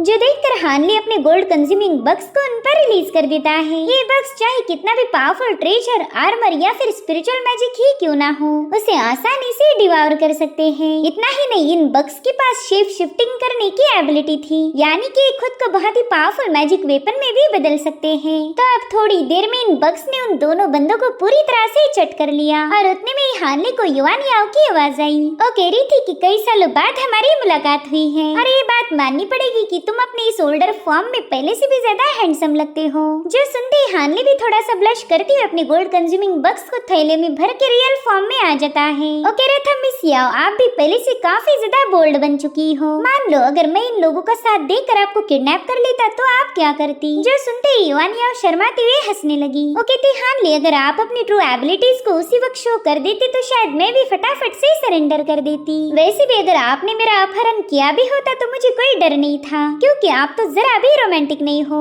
उल्टा आपके हाथों किडनैप होकर तो मैं और ज्यादा सेफ रहती। खैर मजाक छोड़ो, पहले तो मैं आपका शुक्रिया अदा करना चाहूंगी, आपने इस बार भी मेरी जान बचा ली। जिस पर हानली कह रहा था, कोई बात नहीं, वैसे भी मुझे इसकी आदत पड़ चुकी है। साथ ही मैं काफी ज्यादा खुश हूँ कि इन कुछ सालों में तुम्हारी कल्टीवेशन भी काफी हद तक इम्प्रूव हो गई है। अगर आज मैं यहाँ पर नहीं भी होता तो भी तुम खुद को प्रोटेक्ट कर पाती। जिसके बाद युआन याओ ने हानली को अपनी केव में इनवाइट किया ताकि वो लोग इत्मीनान से बात कर पाए। युआन कह रही थी कि आपने तो इनर सी में काफी शोहरत कमाई है। वहाँ पर कहा जाता है कि वॉइड हेवन हॉल का सबसे पावरफुल ट्रेजर हानली नाम के कल्टीवेटर ने हासिल किया। अब मैं तुम्हारी जो पावर और कल्टीवेशन लेवल देख रही हूँ, इससे पता चलता कि तुमने उस वॉइड हेवन डिंग के अंदर मौजूद हेवनली रेमेडी पिल का यूज किया होगा। जिस पर हानली कहने लगा कि अगर मैं ये कहूँ कि मैं उस वॉइड हेवन डिंग को अभी तक ओपन ही नहीं कर पाया तो पूरे सी ऑफ क्योटिक स्टार्स में कोई मुझ पर यकीन नहीं करेगा, और यही सच्चाई है, मैं उस डिंग को ओपन नहीं कर सकता। जिस पर युआन याओ कहने लगी कि अगर तुम बोल रहे हो तो मैं इसे मान लूंगी। हालांकि उसका रवैया देख हानली दिल में ही कहने लगा कि पता था तुम्हें भी मुझ पर यकीन नहीं होगा। खैर अब अगर लोगों को यही लग रहा है कि मैंने हेवनली रेमेडी पिल कंज्यूम की थी तो उन्हें यही सोचने दो, एटलीस्ट उन्हें मुझसे पंगा लेने में थोड़ा सा डर लगेगा। और उसी वक्त हानली युआन को बता देता है कि मैं तुम्हारे साथ एक डील करना चाहता हूँ। आई थिंक तुम्हारे पास अभी भी थोड़ा सा 10,000 1000 ईयर स्पिरिचुअल मिल्क बचा होगा तो मैं हाई प्राइस पर खरीदना चाहूंगा। जो सुनते युआन याओ ने तुरंत ही उस स्पिरिचुअल मिल्क की बोतल उसकी तरफ पास कर दी। वो कह रही थी कि इसमें वो सारा लिक्विड मौजूद है, मैंने इसमें का एक ड्रॉप भी यूज नहीं किया था। ये स्पिरिचुअल लिक्विड चाहे कितना भी रेयर और स्पेशल क्यों ना हो, तुमने मेरे लिए जो किया है उसकी कंपैरिजन में कुछ भी नहीं। जिसके बाद वो हानली को अपनी चाय ऑफर करती है। हानली कह रहा था कि तुम्हारी केव तो काफी ज्यादा यूनिक तरीके से सजाई गई, साथ ही मुझे यहाँ लगा हुआ फॉर्मेशन भी पसंद आया। तो युआन याओ तुरंत ही एक मैनुअल हानली की तरफ पास करते हुए कहने लगी कि इसमें कई सारे स्पेशल फॉर्मेशंस की जानकारी है। जो देख हानली तो काफी ज्यादा सरप्राइज्ड हो गया। इस बुक में ब्लैक सन सेक्ट के कई सारे सीक्रेट फॉर्मेशन सेटअप कैसे किए जाए इसकी इन्फॉर्मेशन थी और युआन याओ ने ये मैनुअल भी हानली को ऐसे ही गिफ्ट कर दिया। लेकिन हानली इतना तो अच्छे से जानता है कि इस दुनिया में फ्री में कुछ भी नहीं मिलता, इसलिए वो युआन से पूछता है कि बताओ तुम मुझसे क्या चाहती हो, क्या तुम्हें मेरी मदद की जरूरत है। जिस पर युआन कहने लगी कि तुम्हारे दिल में मेरे लिए काफी सारे सवाल होंगे, क्या आखिर ब्लैक सन सेक्ट मुझे हंट डाउन करने के लिए इतना बेताब क्यों है। जिस पर हानली कह रहा था हाँ मैंने रूमर्स सुने थे कि तुमने ब्लैक सन सेक्ट के यंग मास्टर को घायल कर वहाँ से ढेर सारा ट्रेजर चुरा लिया और तुम्हारे हाथों इंजर्ड होकर वो बंदा मारा गया था। लेकिन मैं अच्छे से जानता हूँ कि ये तो बस एक अधूरी कहानी है और अब तुम उसे पूरा करोगी। तो युआन याओ इमोशनल होकर कहने लगी कि इस कहानी को पूरा करने से पहले मैं आपसे एक सवाल पूछना चाहती हूँ, क्या आपको ऐसा लगता है कि मैं उस टाइप की लड़की हूँ जो अपनी खूबसूरती का फायदा उठाकर दूसरों को नुकसान पहुँचाती है। जब हमारी प्राइम स्टार आइलैंड पर मुलाकात हुई थी तब मुझे किसी पावरफुल पर्सन की तलाश थी जो मुझे हमेशा प्रोटेक्ट करे। जिस पर हानली कहने लगा कि पहली बार तो मैंने तुमसे ज्यादा बात भी नहीं की थी, मगर हाँ मैं इतना तो कह सकता हूँ कि तुम कोई बेशरम लड़की नहीं जो पावर्स की लालच में आकर किसी को खत्म कर दे।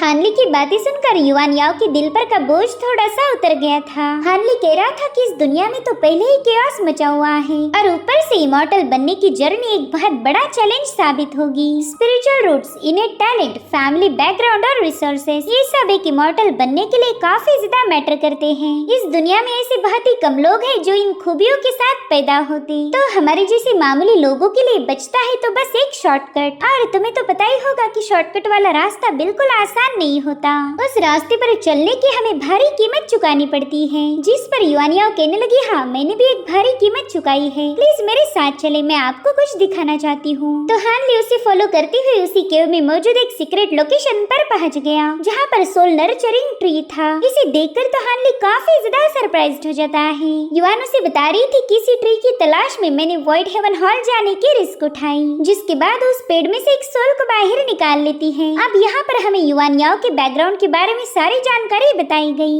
युआन कह रही थी कि मैं और मेरी सीनियर यानली हम दोनों भी अनाथ थे, हमने बचपन में ही अपने मास्टर को खो दिया, तो उसी दिन हमने फैसला लिया कि अब हम साथ में ही कल्टीवेट करेंगे, मगर हमारे पास ना ही कोई वेल्थ थी और ना ही सपोर्ट, जिसके चलते कल्टीवेशन की जर्नी हमारे लिए एक बहुत बड़ा चैलेंज बन गई। मगर प्राइम स्टार आइलैंड पर हुए इंसिडेंट ने हमारी पूरी जिंदगी को ही बदल दिया। उस इंसिडेंट के बाद हम दोनों एक दूसरे से अलग हुए और फिर कई सालों बाद हमारी मुलाकात हुई। तब मुझे पता चला कि मेरी senior Yanli black sun sect के यंग मास्टर की मिस्ट्रेस बन चुकी है। मैं उनके लिए खुश थी, लेकिन बाद में मुझे पता चला कि वो उस बंदे की मिस्ट्रेस ना होकर उसकी कल्टीवेशन वेसल है। वो बंदा अपनी डार्क आर्ट को प्रैक्टिस करने के लिए उनका यूज कर रहा था, जिसके चलते मैं उस बंदे को कन्फ्रंट करने चली गई। मैं इस पर काफी ज्यादा भड़क गई थी। मैंने उससे पूछा कि आखिर तुमने मेरी सीनियर के साथ ऐसा क्यों किया, जिस पर वो कहने लगा कि अगर मैं उसकी मिस्ट्रेस बन जाऊँ तो मेरी सीनियर को आजाद कर देगा। भले ही मेरी सीनियर ने इसके लिए मुझे मना किया, मगर मैं उन्हें बचाने के लिए डेस्परेट हो गई थी, इसलिए मैंने बेवकूफों जैसे उस बंदे के टर्म्स को अग्री कर लिया। फिर जब हम वहाँ से ब्लैक सन सेक्ट के लिए रवाना हुए तभी मेरी सीनियर ने मुझे बता दिया कि ये एक ट्रैप है। वो बंदा कई सारी लड़कियों को अपनी मिस्ट्रेस बनाने का झांसा देकर उनका as a cultivation vessel use कर रहा था। जितनी भी लड़कियां उसकी जाल में फंसी वो सब की सब बेमौत मारी गई। हमें पता था कि जैसे हम ब्लैक सन सेक्ट पहुँचेंगे ये बंदा हमें कैद कर देगा, फिर वहाँ से भागने का हमें कोई मौका नहीं मिलने वाला। जैसे दूसरी लड़कियां मारी गई वैसे हमारा भी हशर हो जाता, इसलिए हमने उस कमीने के लिए एक जाल बिछाया। हमने उसकी ड्रिंक में पॉइजन मिला दिया था, जिसके चलते वो बंदा बुरी तरह से घायल हो गया था और फिर उसने गुस्से में आकर हम पर अटैक कर दिया। लेकिन मेरी सीनियर यानली ने मुझे पीछे पुश करते हुए वो अटैक खुद पर ले लिया, जिसमें उनकी बॉडी पूरी तरह से डिस्ट्रॉय हो गई। भले उनकी मौत हो चुकी हो मगर उनकी स्पिरिट जिंदा थी, तो मैंने उसे जल्दी से प्रिजर्व कर लिया। लेकिन जैसे जैसे समय गुजरता गया उनकी स्पिरिट धीरे धीरे वैनिश होने लगी। ये सब सुनने के बाद हानली कह रहा था कि शायद इसी वजह से तुम हेवन हॉल से सोल नर्चरिंग ट्री हासिल करने के लिए बेताब थी। युआन कह रही थी, हाँ, इसी पेड़ के जरिए मैं कई सालों से उनकी स्पिरिट को नरिश करती आई हूँ और अब फाइनली मैं रिवाइवल आर्ट परफॉर्म करके उनकी फिजिकल बॉडी को दोबारा से रिफॉर्म कर पाऊंगी। ये सुनकर ही हानली काफी ज्यादा शॉक हो गया। वो कह रहा था कि रिवाइवल आर्ट बहुत ज्यादा खतरनाक है। इस फॉरबिडन आर्ट के जरिए स्पिरिट और बॉडी को दोबारा से रीइंकार्नेट किया जा सकता है। जिस पर युआन याओ कह रही थी, हाँ बिल्कुल, मैं कई सालों से इसी के लिए प्रिपरेशन करती जा रही थी। अब मेरे पास वो सारी चीजें मौजूद है जिनका इस रिचुअल में यूज होगा। तो हानली उसे समझाने लगा कि एक फॉरबिडन आर्ट है। तुम्हारी फिलहाल की कल्टीवेशन लेवल के साथ अगर तुम इसे सक्सेसफुली पूरा करती भी हो तो भी तुम्हारी गोल्डन कोर ब्रेक होकर तुम वापस से फाउंडेशन एस्टेब्लिशमेंट पर पहुंच जाओगी। इतना ही नहीं, इस रिचुअल से तुम्हारा ट्रू एसेंस भी पूरी तरह से डैमेज हो जाएगा, या फिर ये भी हो सकता है कि उस फाउंडेशन लेवल पर जाने के बाद तुम कभी दोबारा से कल्टीवेट ही ना कर पाओ। आई होप तुम्हें ये सारे कॉन्सिक्वेंसेस पता होंगे। इधर युआन याओ यानली की स्पिरिट को दोबारा से उसी पेड़ में डालकर हानली को बताने लगी कि हाँ, मैं अच्छे से जानती हूँ कि इस आर्ट को यूज करने के बाद मेरे साथ क्या क्या हो सकता है, मगर आपने ही तो बोला था कि शॉर्टकट हमेशा एक भारी कीमत के साथ आता है। और हानली, मैं वो कीमत चुकाने के लिए तैयार हूँ। मेरे सीनियर के अलावा इस दुनिया में मेरा और कोई नहीं, तो अगर उन्हें वापस लाने का एक हल्का सा भी चांस रहा तो मैं जरूर से वो रिस्क उठा लूंगी। मैं जानती हूँ कि आप मेरे बारे में क्या सोच रहे होंगे। आपको लगता है कि मैं बेवकूफ हूँ, लेकिन मुझे इससे कोई फर्क नहीं पड़ेगा। इन कुछ ही सालों में मैं एक चीज तो अच्छे से समझ गई हूँ कि इस दुनिया में कल्टीवेशन और लाइफ से बढ़कर भी कुछ मौजूद है, जिसके लिए हम अपनी इमॉर्टैलिटी को भी दांव पर लगा सकते।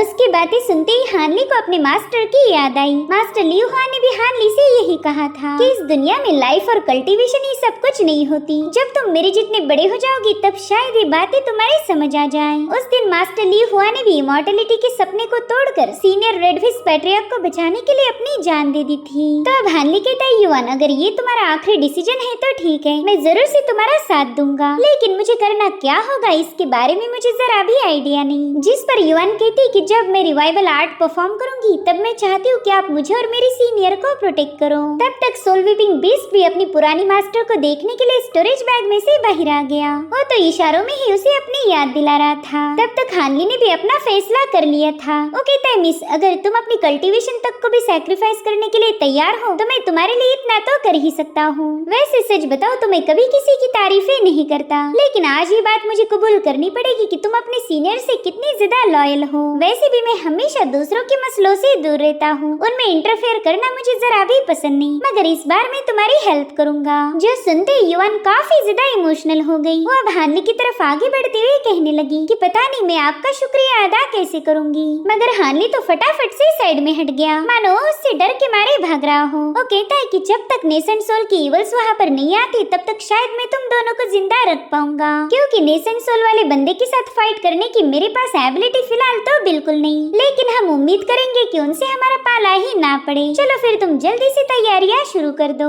उतने में ही सोल वीपिंग बीस्ट युआन के गले लग गया था, तो वो उसका लाड़ करते हुए कहने लगी कि हानली, मुझे तो लगा था कि इस बार मैं अपनी बॉडी ऑफर करके तुम्हारा एहसान चुका दूंगी, मगर आज पता चल गया कि तुम तो एक परफेक्ट जेंटलमैन हो, इसलिए अब मैं भी जबरदस्ती तुम्हारे करीब आकर तुम्हें बिल्कुल एम्बैरस नहीं करूंगी। वैसे उस 10,000 स्पिरिचुअल मिल्क और फॉर्मेशन मैनुअल के अलावा भी तुम्हें अगर कुछ और चाहिए तो बता देना। मेरे पास ब्लैक सन सेक का चुराया हुआ ढेर सारा ट्रेजर अभी भी पड़ा है। अब तो इस आर्ट को परफॉर्म करने के बाद मैं वापस से फाउंडेशन एस्टेब्लिशमेंट पर ड्रॉप हो जाऊंगी, इसलिए वो ट्रेजर मेरे किसी काम का नहीं रहने वाला, तो तुम उस मटेरियल को पूरी तरह से यूज कर सकते हो। जिस पर हानली कहने लगा, हाँ, मुझे एक स्पेशल चीज की जरूरत है, अगर तुम्हारे पास कोई एसेंस मटेरियल होगा तो वो तुम मुझे दे सकती हो। दरअसल उसका यूज करके मैं इस सोल वीपिंग बीस्ट को नरिश करना चाहता हूँ। वेल, इसकी उम्मीद युआन ने बिल्कुल भी नहीं की थी। वो कहती, देखो तो जरा, आप दोबारा से इसी बंदर के लिए फिक्रमंद हो। शायद सीनियर हानली को जिंदगी में पहली बार किसी से मोहब्बत हुई है, और वो भी एक बंदर से।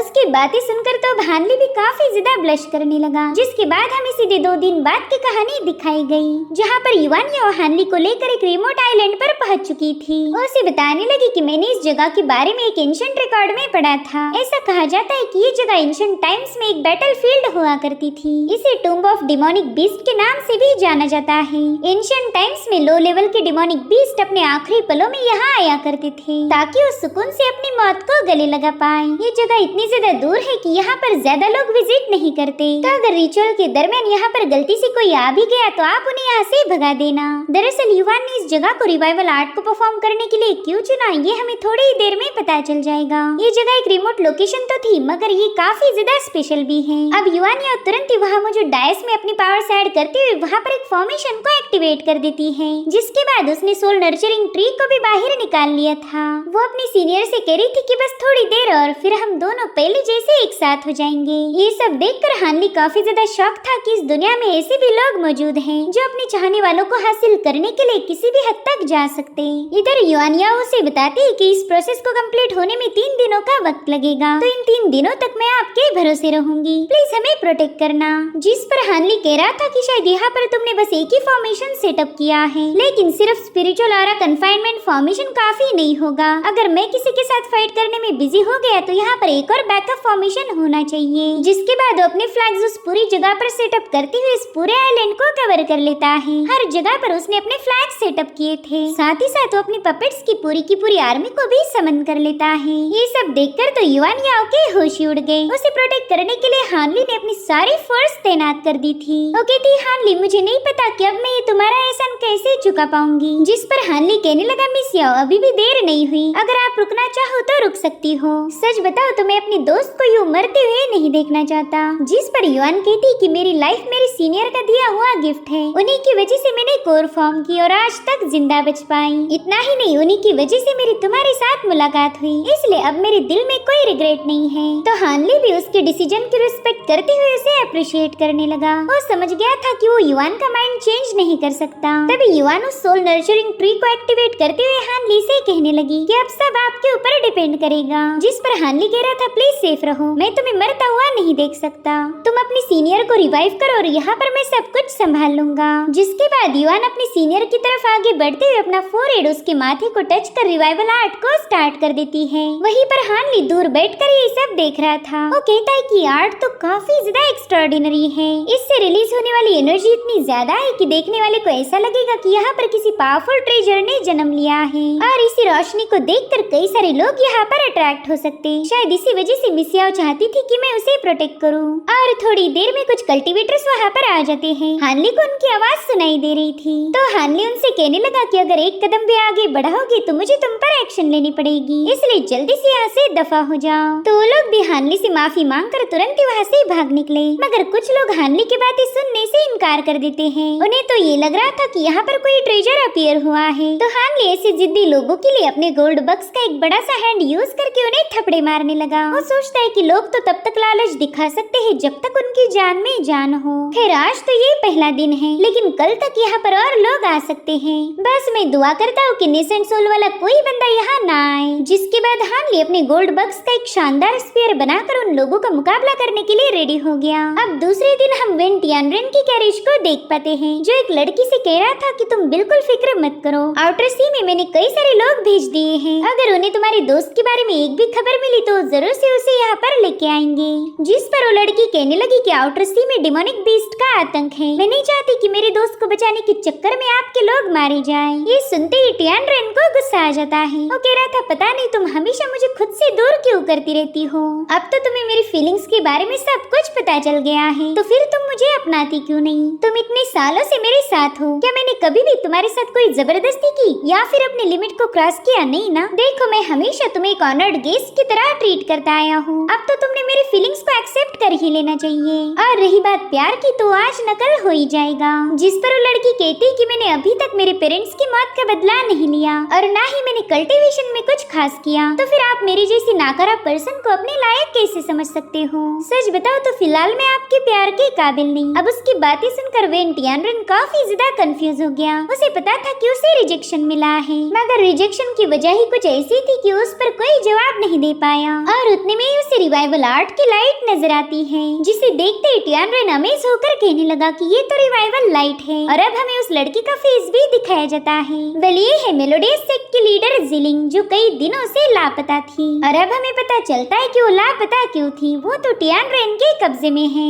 जिलिंग जीलिंग उससे पूछने लगी कि क्या ये वही आर्ट है जिससे हम स्पिरिट का यूज कर बॉडी को रिफॉर्म कर सकते। उसकी बातें सुनते ही टियानरेन हंसने लगा। ओके ताई, चलो फाइनली कई सालों के बाद तुम्हें कोई चीज इंटरेस्टिंग लगी। वैसे ये जगह बहुत ज्यादा खतरनाक है। लगा नहीं था कि इस आर्ट को परफॉर्म करने के लिए वो शख्स इस लोकेशन को चुनेगा। जरूर से इस पर्सन ने कई सालों तक इसकी प्रिपरेशन की होगी। चलो ये भी सही है, इसकी मेहनत का मुझे भी फायदा होगा। जिस पर जीलिंग कहती शायद आप भी इसी जगह की तलाश में थे। तो टियानरेन उसे बताता है कि मुझे एक्सट्रीमली डार्क लैंड की तलाश थी और ये जगह बिल्कुल वैसी लग रही, मगर उस लोकेशन को कंफर्म करने के लिए यहाँ पर मुझे तुम्हारी कल्टीवेशन टेक्निक का यूज करना होगा। अगर तुम्हारी कल्टीवेशन की वजह से मुझे रिजल्ट मिल गया तो मेरी इतने सालों की मेहनत फुलफिल हो जाएगी। जिस पर जीलिंग कहती है कि आपके साथ इतने साल बिताने के बाद मैं कुछ बातें तो पता कर चुकी हूँ। आप जिस जगह को ढूंढना चाहते हो वहाँ 3 चीजें होनी चाहिए। एक तो ये हेवनली विंड्स, दूसरी है घोस्टली फॉग और तीसरी है एक्सट्रीमली डार्क लैंड। यहाँ पर आप मेरी वांग फैमिली की ट्रू साउंड आर्ट का यूज करना चाहते हो ताकि मेरी आर्ट के जरिए आप इन तीनों चीजों को कंफर्म कर पाओ, और आपने इसी के लिए तो मुझे इतने साल अपने साथ रखा। तो टियानरेन जवाब देता है कि अगर वो जगह मुझे यहाँ मिल गई तो मैं तुम्हें आजाद कर दूंगा, और मैं जानता हूँ कि तुम भी फ्री होना चाहती हो, तो क्यों ना हम इस पर्सन से मुलाकात करने जाएं। इधर हानली अपने गोल्डन बक्स के स्पीयर से वहाँ घुसने वाले हर एक बंदे को वापस जाने के लिए बता रहा था, और जिसने भी उसकी बात नहीं मानी हानली का स्पीयर उसे खत्म कर देता। इस तरह से उसने कई सारी स्टोरेज बैग हासिल कर ली थी, और उतने में हानली काफी ज्यादा पैनिक हो गया क्योंकि यहाँ पर उसे वेन टियानरेन की कैरेज नजर आई थी। वहाँ पर हानली अपनी मैजिकल पावर्स का यूज करते हुए टियानरेन की कैरेज को फॉर्मेशन के अंदर आने से रोक रहा था, जो देख टियानरेन भी हैरान हो गया कि आखिर इतनी हिम्मत किसमें है जो मेरा रास्ता रोके। इधर हानली सोचता है कि आखिर ये बंदा इस रिमोट जगह पर क्यों आया होगा। हालांकि टियानरेन तो खुश था कि एक लंबे अरसे के बाद उसकी किसी और फॉर्मेशन वाले बंदे से मुलाकात हुई। वो सोचता है कि ये बंदा थोड़ा सा यूनिक है, इसलिए तो ये मेरे स्पिरिचुअल सेंस को रोक पाया। जिसके बाद वो हानली से मिलने के लिए तुरंत ही अपनी कैरेज से रवाना हो गया। वहाँ से जाते वो जीलिंग से कह रहा था कि तुम यहीं पर रुको, मैं अभी उस बंदे से मिलकर आता हूँ। वहीं पर जीलिंग तो अभी भी उसी रिवाइवल आर्ट के बारे में सोच रही थी। उसे पता करना था कि क्या वाकई ये आर्ट किसी को दोबारा से जिंदा कर सकती है। इधर वेन टियानरेन अपनी मैजिकल पावर्स का यूज करते हुए वहाँ पर एक बहुत ही बड़ा सिंहासन तैयार करके बड़ी ही कूल अंदाज में हानली के सामने बैठ गया। वो हानली से पूछने लगा कि मेरे दोस्त के यहाँ पर कोई फॉरबिडन रिवाइवल आर्ट का यूज कर रहा है। वहीं पर हानली दिल में ही कहने लगा कि ये है सिक्स पाथ का सक्सेसर वेन टियानरेन। लगा नहीं था इससे मेरी दोबारा से मुलाकात होगी। यहाँ पर हानली ने ट्रांसफॉर्मेशन टेक्निक का यूज किया था, जिसके चलते वेन टियानरेन उसे पहचान नहीं पाता, और ये हानली के लिए प्लस पॉइंट था क्योंकि वो टियानरेन को ये बिल्कुल बताना नहीं चाहता कि पहला भी हानली ने उसे चुना लगाया है। तो हानली उसे ग्रीट करके बताने लगा कि मेरी दोस्त रिवाइवल आर्ट का यूज करके उसकी सिस्टर को बचाना चाहती है। अगर आप यहाँ पर कोई मसले खड़े ना करो तो मुझे काफी ज्यादा खुशी होगी। और उतने में जीलिंग वहाँ पर आ जाती है। मतलब जीलिंग भी कोर फॉर्मेशन की इनिशियल स्टेज पर पहुँच चुकी है। वो दिल में ही कहने लगी कि यहाँ पर फॉर्मेशन फ्लैग्स हैं, साथ ही साथ पपेट की एक आर्मी और स्पिरिचुअल क्रीचर्स भी हैं। अगर मैं गलत नहीं हूँ तो ये जरूर से सीनियर हानली होंगे। वहीं पर हानली भी जीलिंग को वहाँ देखकर थोड़ा सा सरप्राइज था। वो इतना तो जानता है कि जीलिंग स्टार पैलेस के साथ वफादार थी, तो फिर स्टार पैलेस के दुश्मनों के साथ यहाँ पर क्या कर रही है। उतने में ही टियानरेन हानली को बताने लगा कि इनर सी ऑफ स्टार में जितने भी कोर फॉर्मेशन स्टेज वाले कल्टीवेटर्स हैं, मैं उन सबको जानता हूँ। मगर ताज्जुब की बात तो ये है कि मैंने तुम्हें पहला कभी नहीं देखा। कहीं तुम कोई फ्री कल्टीवेटर तो नहीं हो। साथ ही मैंने ये भी नोटिस किया कि तुम काफी ज्यादा स्किल्ड बंदे हो, खासकर तुम्हारा स्पिरिचुअल सेंस को तो तुमने काफी अच्छे से डेवलप किया है। तो अब मैं तुम्हें और तुम्हारी दोस्त को एक सलाह देना चाहूंगा, तुम मेरे स्टारफॉल कोलिशन को ज्वाइन कर लो। अगर तुमने मेरी बात मान ली तो मैं स्टारफॉल कोलिशन में तुम्हें एक इम्पोर्टेंट पोजीशन से नवाजूंगा। उसका ऑफर सुनते ही हानली सोच में पड़ गया। उसे लगता है कि ऑलरेडी तो मेरे पास वर्ल्ड हेवन डिंग है, साथ ही राइचस और डिमोनिक सेक्ट के सुपीरियर लोगों से ऑलरेडी मेरी हेवन हॉल में मुलाकात हो गई। वो तो मुझे देखते ही पहचान लेंगे, और अगर उन्होंने एक बार का मुझे मिस कर भी दिया तो भी स्टार पैलेस मुझे जिंदा नहीं छोड़ने वाला। जैसे उन्हें पता चल जाएगा कि मैं कहाँ हूँ वो मुझे खत्म कर देंगे। और उतने में जीलिंग हानली को बताने लगी कि ये सिक्स पाथ के सक्सेसर हैं। पूरे सी ऑफ केओटिक स्टार में नेसेंट सोल के नीचे अगर कोई पावरफुल बंदा होगा तो ये है, और तुम हो एक फ्री कल्टीवेटर, इसलिए सीनियर टियानरेन के सामने सोच समझकर जवाब देना। अगर तुमसे कोई भी गलती हो गई तो तुम्हें अपनी जान से हाथ धोने पड़ेंगे। यहाँ पर जीलिंग दिल ही दिल में प्रे कर रही थी कि प्लीज इस बंदे से बच के रहना। अगर आपने जरा भी कोई गड़बड़ की तो ये टियानरेन आपको खत्म कर देगा। तभी हानली टियानरेन को ग्रीट करते हुए कहने लगा कि मुझे पता नहीं था आप स्टारफॉल कोलिशन के यंग मास्टर हो, माफ कर दीजिए, मैंने आपसे थोड़ा सा रूडली बात की थी। मैं वाकई आपके ऑफर को अप्रिशिएट करता हूँ, मगर यहाँ पर एक मसला है। मैं हमेशा से बेफिक्र रहने वाला बंदा हूँ। कोई मुझे हुक्म दे मैं बिल्कुल बर्दाश्त नहीं कर सकता, और ना ही मैं कोई गद्दार हूँ जो एक साथ दो नाव में पाँव रखे, जैसे कि ये मिस है। वैसे है तो ये मेलोडियस सेक्स है, तो इन्होंने स्टार पैलेस के साथ वफादार रहना चाहिए, मगर ये तो उन्हें भी सपोर्ट करती है और आपके स्टार फॉल कोalition को भी। जो सुनते ही ज़िलिंग उस पर गुस्सा हो गई। वो हानली से कह रही थी कि तुम एक फ्री कल्टीवेटर हो, इसलिए तुमने थोड़ा सा अदब से बात करनी चाहिए। मैंने तो तुम्हें स्टारफॉल कोalition ज्वाइन करने के लिए इसलिए बताया ताकि तुम सीनियर टियानरेन के हाथों मारे न जाओ, मगर लगता है कि मेरी काइंडनेस जाया हो गई। जिसके बाद वो टियानरेन को बताती है कि ये बंदा तो हद से ज्यादा बदतमीज है, अगर इसे हमने ज्वाइन भी करा लिया तो भी ये हमारे किसी काम नहीं आएगा, इसलिए अब आपने यहाँ पर वक्त जाया करने की कोई जरूरत नहीं। मगर टियानरेन हंसते हुए कहने लगा कि वैसे तो सेक लीडर ज़िलिंग काफी ज्यादा शांत रहती है, चाहे कोई कुछ भी क्यों ना बोले वो जल्दी से इमोशन शो नहीं करती, मगर आज तो तुम बड़ी ही जल्दी गुस्सा हो गई। पता नहीं मुझे ऐसा क्यों लग रहा है कि तुम इस बंदे को बचाना चाहती हो। साथ ही साथ वो हानली से पूछने लगा कि दोस्त क्या हम पहले कभी मिल चुके हैं? पता नहीं क्यों मुझे तुमसे एक फैमिलियर ऑरा महसूस हो रही है। हानली तो तुरंत ही समझ गया कि टियानरेन ने उसे जो टोकन दिया था ये ऑरा उसी से रिलीज हो रही, इसलिए हानली ने जल्दी से अपनी लाइटनिंग से उस टोकन को जकड़ लिया। उतने में ही टियानरेन कह रहा था कि अभी भी मुझे वो ऑरा महसूस हो रही थी, और फिर वो अचानक से गायब हो गई। कहीं ऐसा तो नहीं कि मैं चीजों को इमेजिन कर रहा हूँ? शायद मुझसे गलती हो गई। और अब वहाँ से जाने वाला था, मगर अचानक से उसका दिमाग खिसक गया। वो कहता है दोस्त मुझे रिजेक्शन पसंद नहीं आता, और अभी अभी तुमने मुझे रिजेक्ट किया था। एक तो ये कि तुम मेरा स्टारफॉल कोalition ज्वाइन करके ग्रेट पोजीशन को हैंडल करोगे, या फिर तुम्हारी दूसरी चॉइस ये है कि तुम मुझे ना बोलकर यहीं पर खत्म हो जाओगे। अब टियानरेन की ये बात सुनकर ज़िलिंग काफी ज्यादा पैनिक हो गई। वहीं पर हानली के लिए भी कोई डिसीजन लेना काफी ज्यादा मुश्किल हो गया था। अगर वो स्टारफॉल ज्वाइन करता है तो उसका उन्हीं शैतानों से मुकाबला होगा जिनसे वो इतने सालों से दूर भागता रहा है। तो इस तरह से टियानरेन की वजह से हानली का फाइटिंग वाला मोड एक्टिवेट हो गया। और दिल ही दिल में कहने लगा कि टियानरेन मैंने तुम्हें यहाँ से जाने का मौका दिया था, मगर अब तुमने खुद ही मुसीबतों को बढ़ा दिया है। जिसके बाद वो टियानरेन से कहता है मेरे दोस्त देखो, ना ही मैं तुम्हारी स्टारफॉल कोalition को ज्वाइन करना चाहता हूँ, और ना ही यहाँ पर मेरा मरने का कोई इरादा है। भले ही तुम स्टार सी के अनडिस्प्यूटेड पावरफुल कल्टीवेटर माने जाते होंगे, मगर हो तो तुम कोर फॉर्मेशन स्टेज पर। क्यों, सही कहा ना? जिसके बाद वो बड़े ही कूल अंदाज में अपने गोल्ड बग स्पीयर का खून साफ करते हुए कहने लगा कि यंग मास्टर टियानरेन आज तो मैं तुम्हारा सिर काट कर उसे चांदी की थाल में सजाना चाहूंगा। जो सुनते ही टियानरेन काफी ज्यादा भड़क गया। वो कहने लगा मुझे पता ही था तुम मेरे साथ फाइट जरूर करोगे, तो चलो फिर शुरू हो जाओ। जिसके बाद वो अपने magic treasure mistake ice lens का यूज करते हुए हानली पर लाखों करोड़ों लैंसेस से अटैक करने लगा, जिनसे बचते हुए हानली ने भी अपनी लाइटनिंग सोर्ड को समन करते हुए आइस लैंसेस की धज्जियां उड़ाना शुरू कर दी।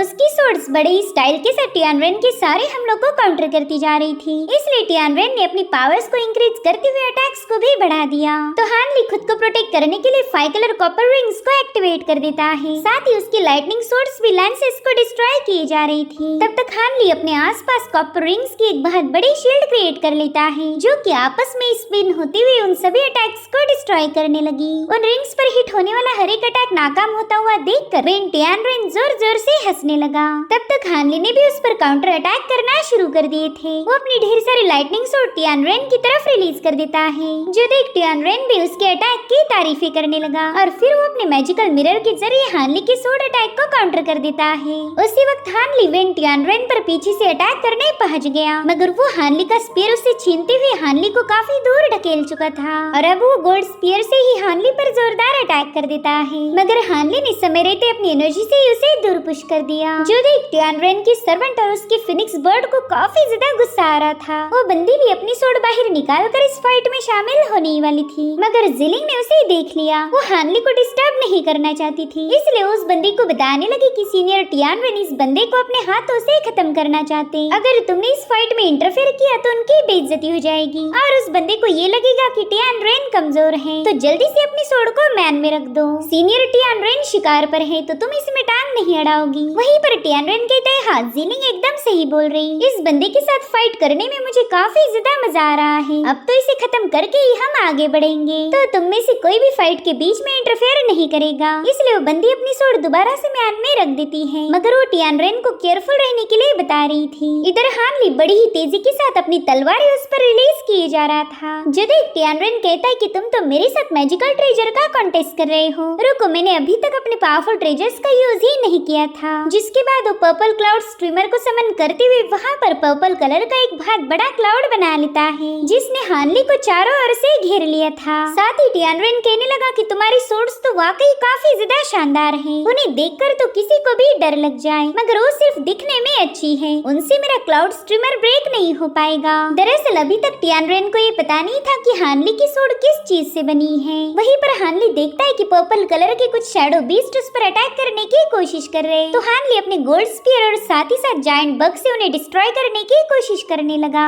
जो देख टियानरेन सेलेस्टियल सन गोल्डन निडल्स ट्रेजर को समन कर लेता है। उसने हानली के बग्स पर हजारों गोल्ड निडल से अटैक कर दिए थे।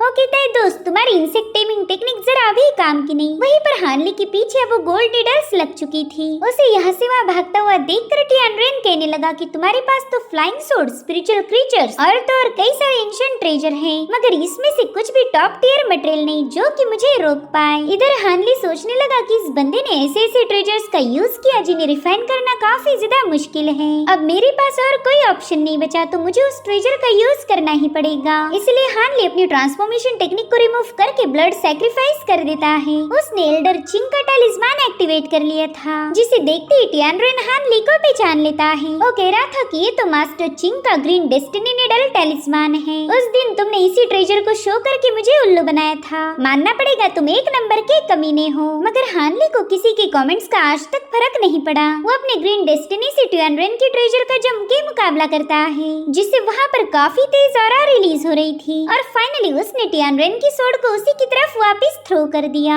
टियानरेन ये देखकर काफी ज्यादा भड़क गया कि हानली ने उसका नेटल मैजिक ट्रेजर डैमेज कर दिया है। वहीं पर हानली अपनी सोड्स उसकी तरफ पॉइंट करके अगले अटैक के लिए तैयार था। जो देख टियानरेन तो गुस्से में बौखला गया। वो कहता है कि मैंने उसी दिन तुम्हें खत्म करना चाहिए था, मगर कोई नहीं, अभी भी देर नहीं हुई। और अब वो अपनी इवल पावर को एक्टिवेट करते हुए वहाँ पर बहुत ही स्ट्रेंज ऑरा रिलीज करने लगा। उस ब्लैक एंड रेड फॉग को देखकर तो हानली भी कंफ्यूज था कि आखिर ये कौन सी टेक्निक है, मगर अब चाहे कोई भी टेक्निक क्यों ना हो, फाइट तो उसे करनी ही पड़ेगी। इसलिए हानली ने अपनी तलवारों से उस फॉग पर अटैक कर दिया। साथ ही वो अपने ग्रीन डेस्टिनी को भी वापस समन कर लेता है। वहीं पर टियानरेन कह रहा था कि तुम फ्री कल्टीवेटर बस कूड़े का ढेर हो, तुम्हें घमंड होता है कि तुम खुद के दम पर कल्टीवेट कर रहे, मगर हमारे जैसे लोगों के सामने तुम्हारी औकात किसी कुत्ते से कम नहीं होती। साथ ही साथ उसके ब्लैक फॉग ने हानली को चारों ओर से घेर लिया था। टियानरेन कहने लगा कि तुम लोगों को लगता है तुम एक इमॉर्टल बनने के लायक हो, मगर तुम एक मॉर्टल जैसे ही कीड़े की मौत मारे जाते।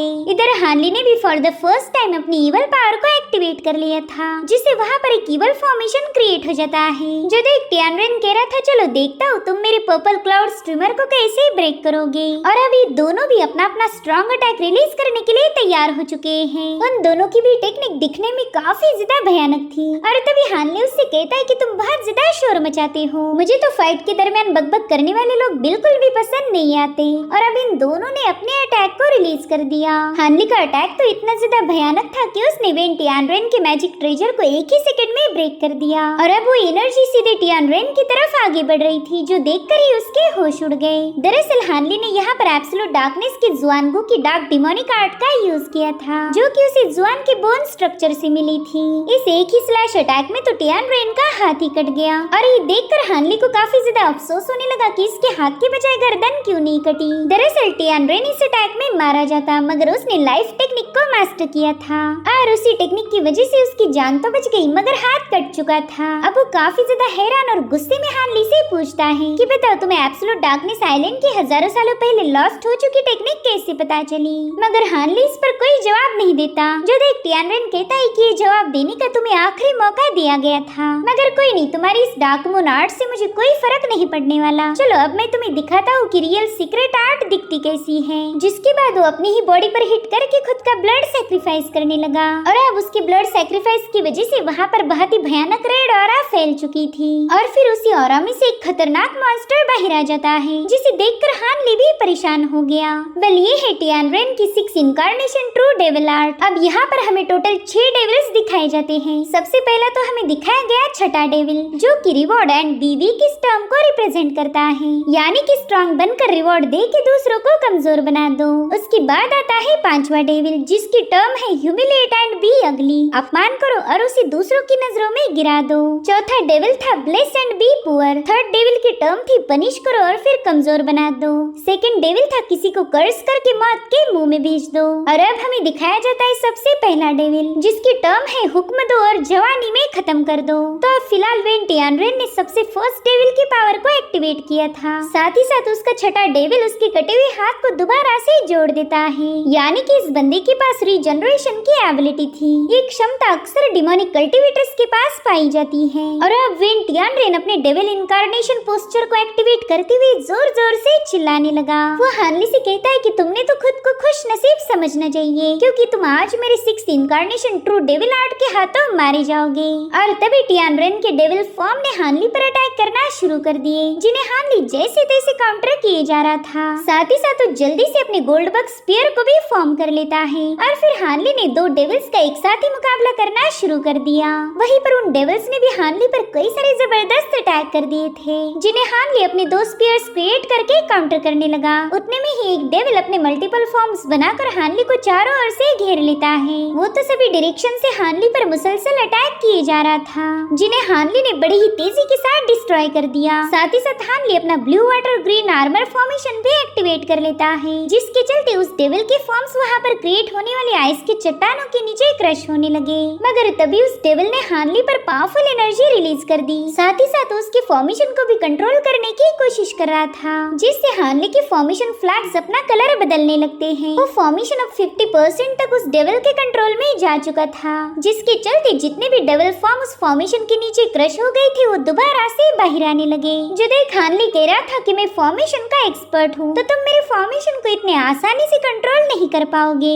और फिर हानली ने वहाँ पर 4 सिंबल्स ब्लैक टॉर्टोइस फॉर्मेशन को क्रिएट कर लिया जिससे उसके फॉर्मेशन पर मौजूद डेविल का कंट्रोल हट चुका था। मगर तभी हानली देखता है कि उसके दोनों साइड से 2 डेविल उस पर अटैक करने आगे बढ़ रहे हैं। साथ ही वेन टियान रेन हानली को तेवर दिखा रहा था कि देख ले भाई तेरी डार्क मून आर्ट मेरी ट्रू डेविल आर्ट के सामने कुछ भी नहीं। हानली इतना तो समझ गया था कि जब भी ये 6 डेविल्स एक साथ टीम अप होते हैं तब स्ट्राइक और डिफेंस ये दोनों एबिलिटीज उनके कंट्रोल में आ जाती। अगर ऐसा ही चलता रहा तो इन्हें हराना मुश्किल हो जाएगा। साथ ही उसने गोल्ड बग्स के 2 फॉर्म भी रिलीज कर दिए थे। हानली डिसाइड करता है कि अब वो 1 बाय 1 इन डेविल का शिकार करेगा। इधर वेन टियान रेन अपनी सारी पावर का यूज करते हुए इन डेविल्स को कंट्रोल कर रहा था। उतने में ही हानली के गोल्ड बग्स वाले आर्मर ने उन डेविल्स के अटैक को डिस्ट्रॉय करते हुए उसे एक रोप में जकड़ लिया। वहीं पर दूसरी फॉर्म ने अपना स्पीयर उसके आर पार घुसा दिया था मगर उस डेविल ने बड़ी ही तेजी के साथ उस आर्मर फॉर्म को दूर ढकेल दिया। वो डेविल अब उससे दूर भागने की कोशिश कर रहा था मगर उस फॉर्म ने उसका पीछा करते हुए जाकर उसे चट्टानों पर पटकना शुरू किया। इधर हानली भी एक डेविल से निपट रहा था।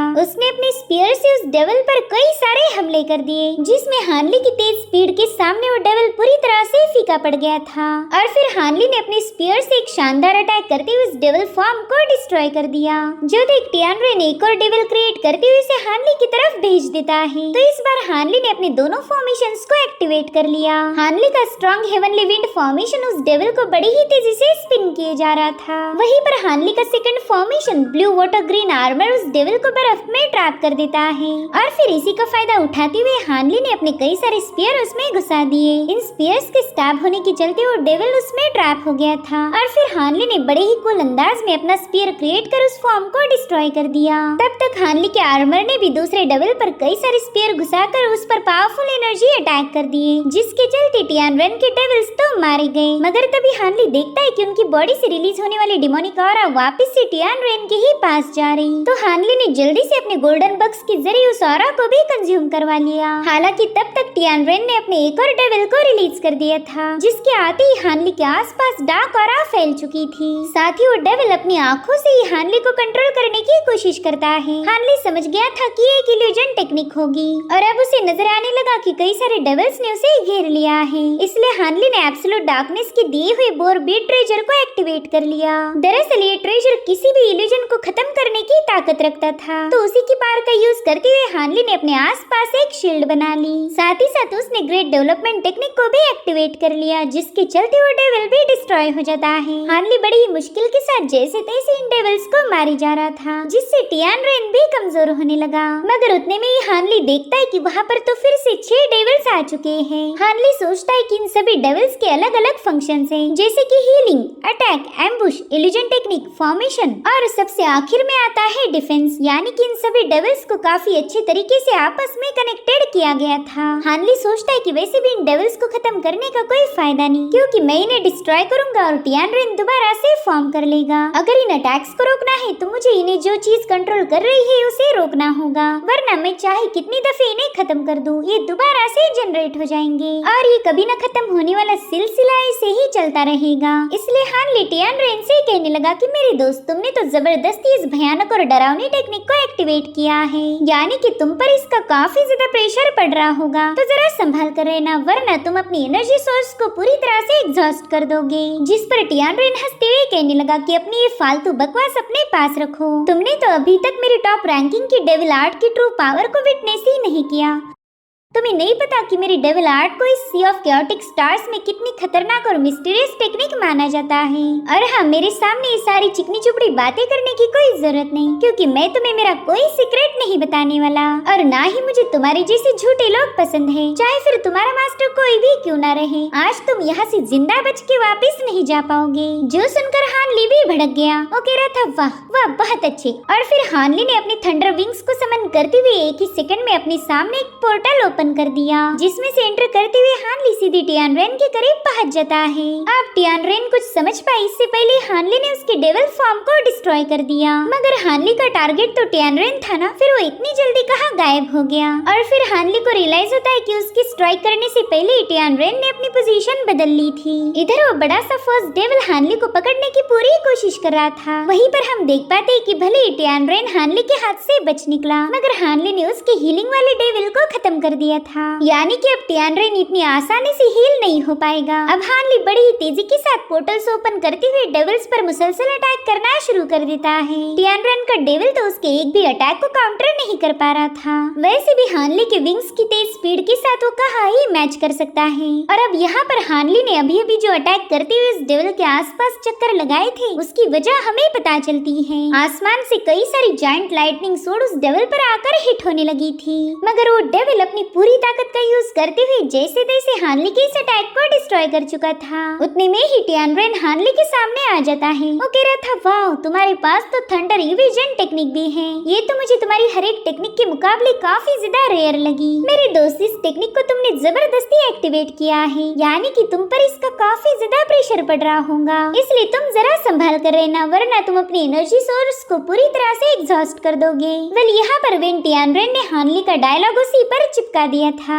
और तभी हानली अचानक से एकदम स्टाइल के साथ चुटकियां बजाने लगा। उसके ऐसा करते ही हानली की मेन चाल रिवील हो गई। वेल, यहाँ पर थोड़ी देर पहले ही हानली ने ब्लड जेड स्पाइडर सिल्क का यूज करते हुए कई सारी तलवारों को उसमें बांध दिया था, जिससे टियान रेन के सभी डेविल्स उससे घायल होकर दर्द के मारे चिल्लाने लगे। ये सब देखकर तो एक मिनट के लिए टियान रेन भी काफी ज्यादा हैरान था कि आखिर ये सब है क्या। उसके सभी डेविल्स उन सोड से बने हुए पिंजरों में ट्रैप हो गए थे। साथ ही वहाँ पर डिवाइन डेविल बेन लाइटनिंग इतनी तेजी से फ्लो हो रही थी कि वो उसे क्रॉस करके बाहर भी नहीं आ पा रहे थे। वहीं पर ये सब देखकर हानली स्माइल करता है, और फिर वो सारी सोर्स में अपनी खतरनाक डेविल बेन लाइटनिंग का यूज करते हुए इन सभी पर जोरदार अटैक करने लगा। वेल, इस लाइटनिंग की खासियत ही ये थी कि ये किसी भी किस्म की इवल ऑरा को मिटा सकती, और ऊपर से ये सारे डेविल्स तो एकदम प्योर डिमोनिक एनर्जी से बने हुए थे। तो हानली उन्हें अपनी थंडर से झुलसा झुलसा कर खत्म करने लगा। वेल, ये है हानली का अभी इजाद किया हुआ golden bamboo lightning gathering formation.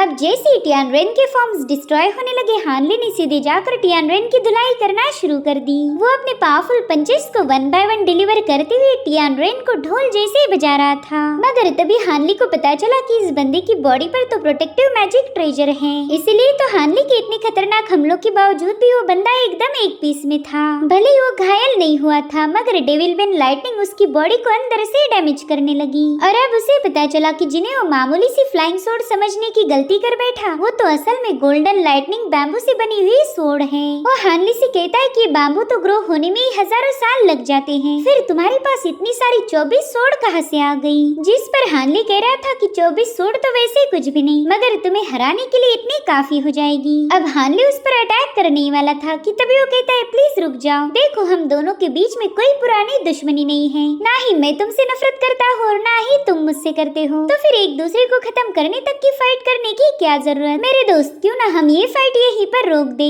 अगर तुम सबमिट कर दो तो मैं तुम्हें मेरे मास्टर से मिला सकता हूँ। अगर उन्होंने तुम्हें अपना डिसाइपल बना लिया तो फिर तुम्हारा फ्यूचर ब्राइट हो जाएगा। और वैसे भी तुम मास्टर चिंग के डिसाइपल हो जो कि डिमोनिक पाथ को फॉलो करते, तो तुम बड़ी ही आसानी से हमारा स्टारफॉल कोalition ज्वाइन कर सकते हो। जिस पर हानली कहने लगा मेरे दोस्त अब इसके लिए काफी ज्यादा देर हो चुकी है, और हाँ एक बार रेस की हुई सोर्ड वापस रखना मुझे जरा भी पसंद नहीं, इसलिए अटैक तो तुम्हें लेना ही पड़ेगा। जो सुनते ही टियानरेन हंसते हुए अपने इनेट वेपन को समन करके हानली से कहने लगा कि अगर मैं यहाँ से जाना चाहता हूँ तो तुम मुझे रोक नहीं सकते। मगर हानली को पता था कि एक शेर को घायल करके अगर जिंदा ही माउंटेन में छोड़ दो तो दोबारा से बदला लेने जरूर आएगा। वो सोचता है कि ये बंदा मेरे लिए मुश्किलों का पहाड़ खड़ा करने वाला है, और उतने में ही समंदर से बहुत ही स्ट्रॉन्ग रेड एनर्जी रिलीज होकर टियानरेन का फर्स्ट डेविल बाहर आ गया। वेल यहाँ पर ताज्जुब की बात तो ये थी कि इसे टियानरेन ने समन ही नहीं किया, बल्कि ये तो खुद ही खुद वहाँ आ चुका था। ये सब देखकर तो हानली से ज्यादा खुद टियानरेन ही सरप्राइज्ड हो गया। वो हानली के साथ की फाइट को और ज्यादा बढ़ाना नहीं चाहता था, इसलिए उसने अपनी पावर्स का यूज करते उस डेविल को कंट्रोल करने की कोशिश की।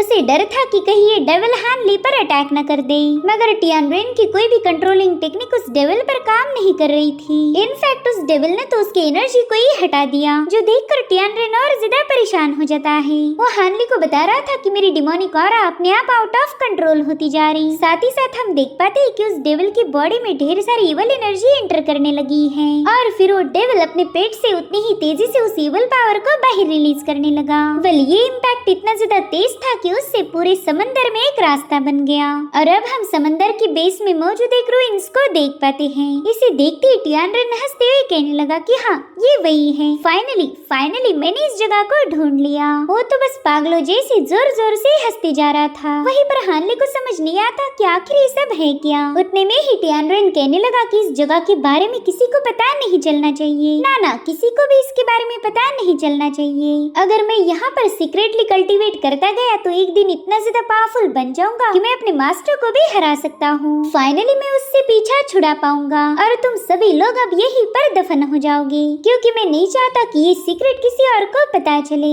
उसकी पागलों जैसी हरकतें देखकर ये सभी लोग थोड़े से हैरान थे। उन्हें समझ नहीं आ रहा था कि आखिर टियानरेन को ऐसा कौन सा खजाना मिल गया जो ऐसी हरकतें कर रहा। और उसी वक्त टियानरेन की बॉडी में कुछ बदलाव होने लगे। हम देख पाते हैं कि उसने अपने एक नए पोस्चर को एक्टिवेट कर लिया है, जिसमें उसके माथे से गोल्डन हॉर्न भी बाहर आ गया। साथ ही साथ उसके आसपास कुछ मिरर्स भी फ्लोट करने लगे थे, जिन्हें 8 गेट्स के गोल्डन लाइट मिरर के नाम से जाना जाता था। जीलिंग कहने लगी कि इन्हीं गोल्डन लाइट के मिरर्स ने स्टार पैलेस के एक एल्डर को खत्म कर दिया था, इसीलिए वो अपनी माइंड पावर का यूज करते हुए हानली को बताने लगी कि प्लीज यहाँ से भाग जाओ, अभी बंदा तुम्हें खत्म कर देगा। मगर अब हानली पीछे नहीं हट सकता, और इसी के साथ एपिसोड यहीं पर एंड हो जाता है।